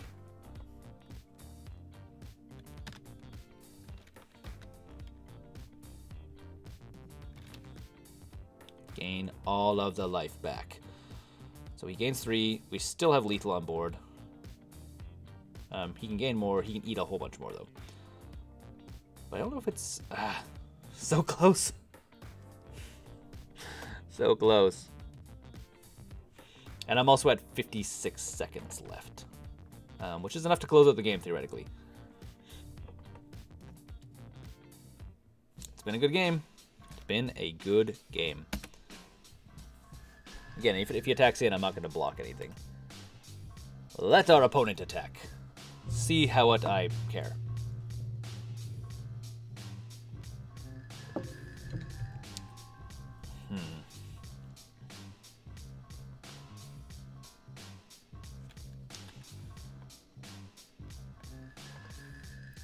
Is that a smart idea for our opponent? No. Maybe. Kind of. Sometimes. Once in a while.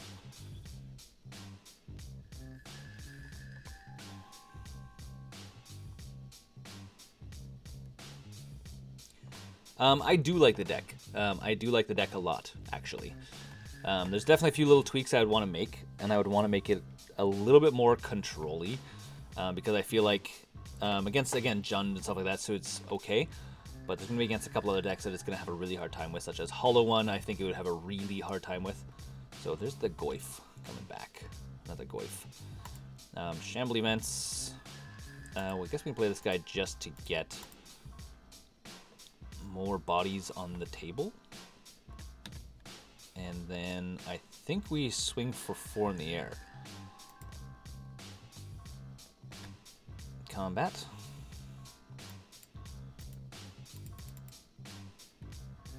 Go to combat, swing for 4 in the air. Opponent has no way of blocking them, so he's just gonna bam bam.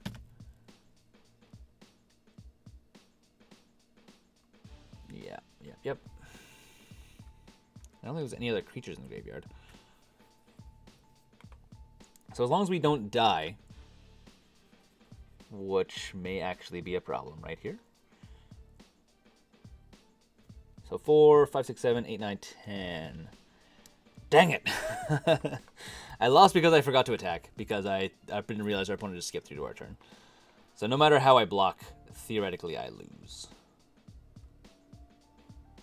GG, opponent. GG. I like the deck a lot. I definitely need a couple reps with it to learn what is the best line of play, but it is really freaking cool. You should play Paradox Elves. I'm not going to play it on the stream tonight. The stream is going to be ending here relatively soon. I did say to Elvis that I would actually take a look at his deck before we go. So this is a comboless evolution. So Elvis, if you're still in the chat, tell us, what is this deck supposed to be doing? Like, what am I supposed to be looking at here? So it's supposed to do... So assuming we're using Eldritch Evolution to combo into something. So, I mean, obviously, the top of the food chain here is Wormcoil Engine, which is, it's a cool piece. And Thragtusk is also an okay piece. Flying Hexproof spells and opponents can't cost you to sacrifice permanents. By rights, I should have won. This is correct. I just misplayed and misclicked. That's the thing. So, I mean, I guess you're trying to get realistically, her maybe into play. Spells your ability opponent can't cost you to cast sack stuff, which is good. Doesn't mean, and she can be, she's just basically impossible to destroy almost. I mean, you have a bunch of rush stuff, again, birds and noble hierarch, so you can actually like rush into this, which is good. I mean, you have ramp, acceleration. Ooze is really good in an Eldritch Evolution deck, since you can eat stuff and get a bigger ooze, and you can also be gaining some life, which is always fun. Voice of Resurgence. What is this? Whenever opponent casts a spell in your turn, you get a voice. Yeah, you can number creatures you control. I mean, you're a creature-based deck. It's always good. Eternal Witness. Return creature. I'm a little bit surprised you're not running 4 Eternal Witness, to be honest. Or more of her, because I feel like she's actually going to be bringing back the things that matter in your graveyard. Kitchen Finks, obviously. When it enters the battlefield, undying, or persist, I should say. Night Autumn. Enters the battlefield, put counters on stuff. Yeah, Night Autumn works. Tireless Tracker. That's what I was thinking about before, that I was saying might be able to go in the rock deck. Or in the black-white, the Abzan rock deck. Maybe not. I don't think so. Siege Rhino. And then you have just general removal stuff. So it seems cool. I think the big problem with a lot of the evolution decks right now is they're not quite fast enough. Again, I feel like a lot of the decks right now that you see in the format just run you down. So anyways, that has been the entire live stream. I'm going to go back to screen Adrian here. That has been the entire live stream. I hope you guys enjoyed. It was a good 3 hours, I guess. Almost 3 hours. Anyways, hopefully we'll do another live stream at the end of December.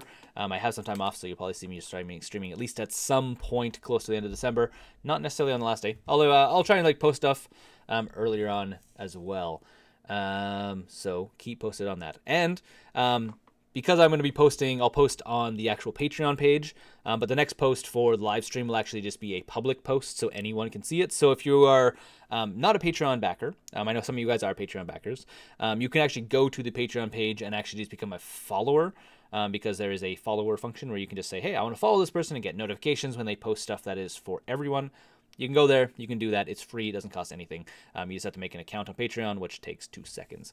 And then you can follow stuff that I'm posting on there, because I'm really bad at posting on, like Facebook and or Twitter. Where Patreon, I'm not much better at either, but I'm a little bit better. Okay, until next time though, my name's Adrian, this is Giant Monster Games, thanks for watching, and don't forget to game like a giant monster. Thanks for watching the videos here on Giant Monster Games. If you want to support the channel directly, we now have a Patreon page which you can go and become part of the broader Giant Monster Games community. Additionally, if you want to see some other awesome videos, you can click right here or right here.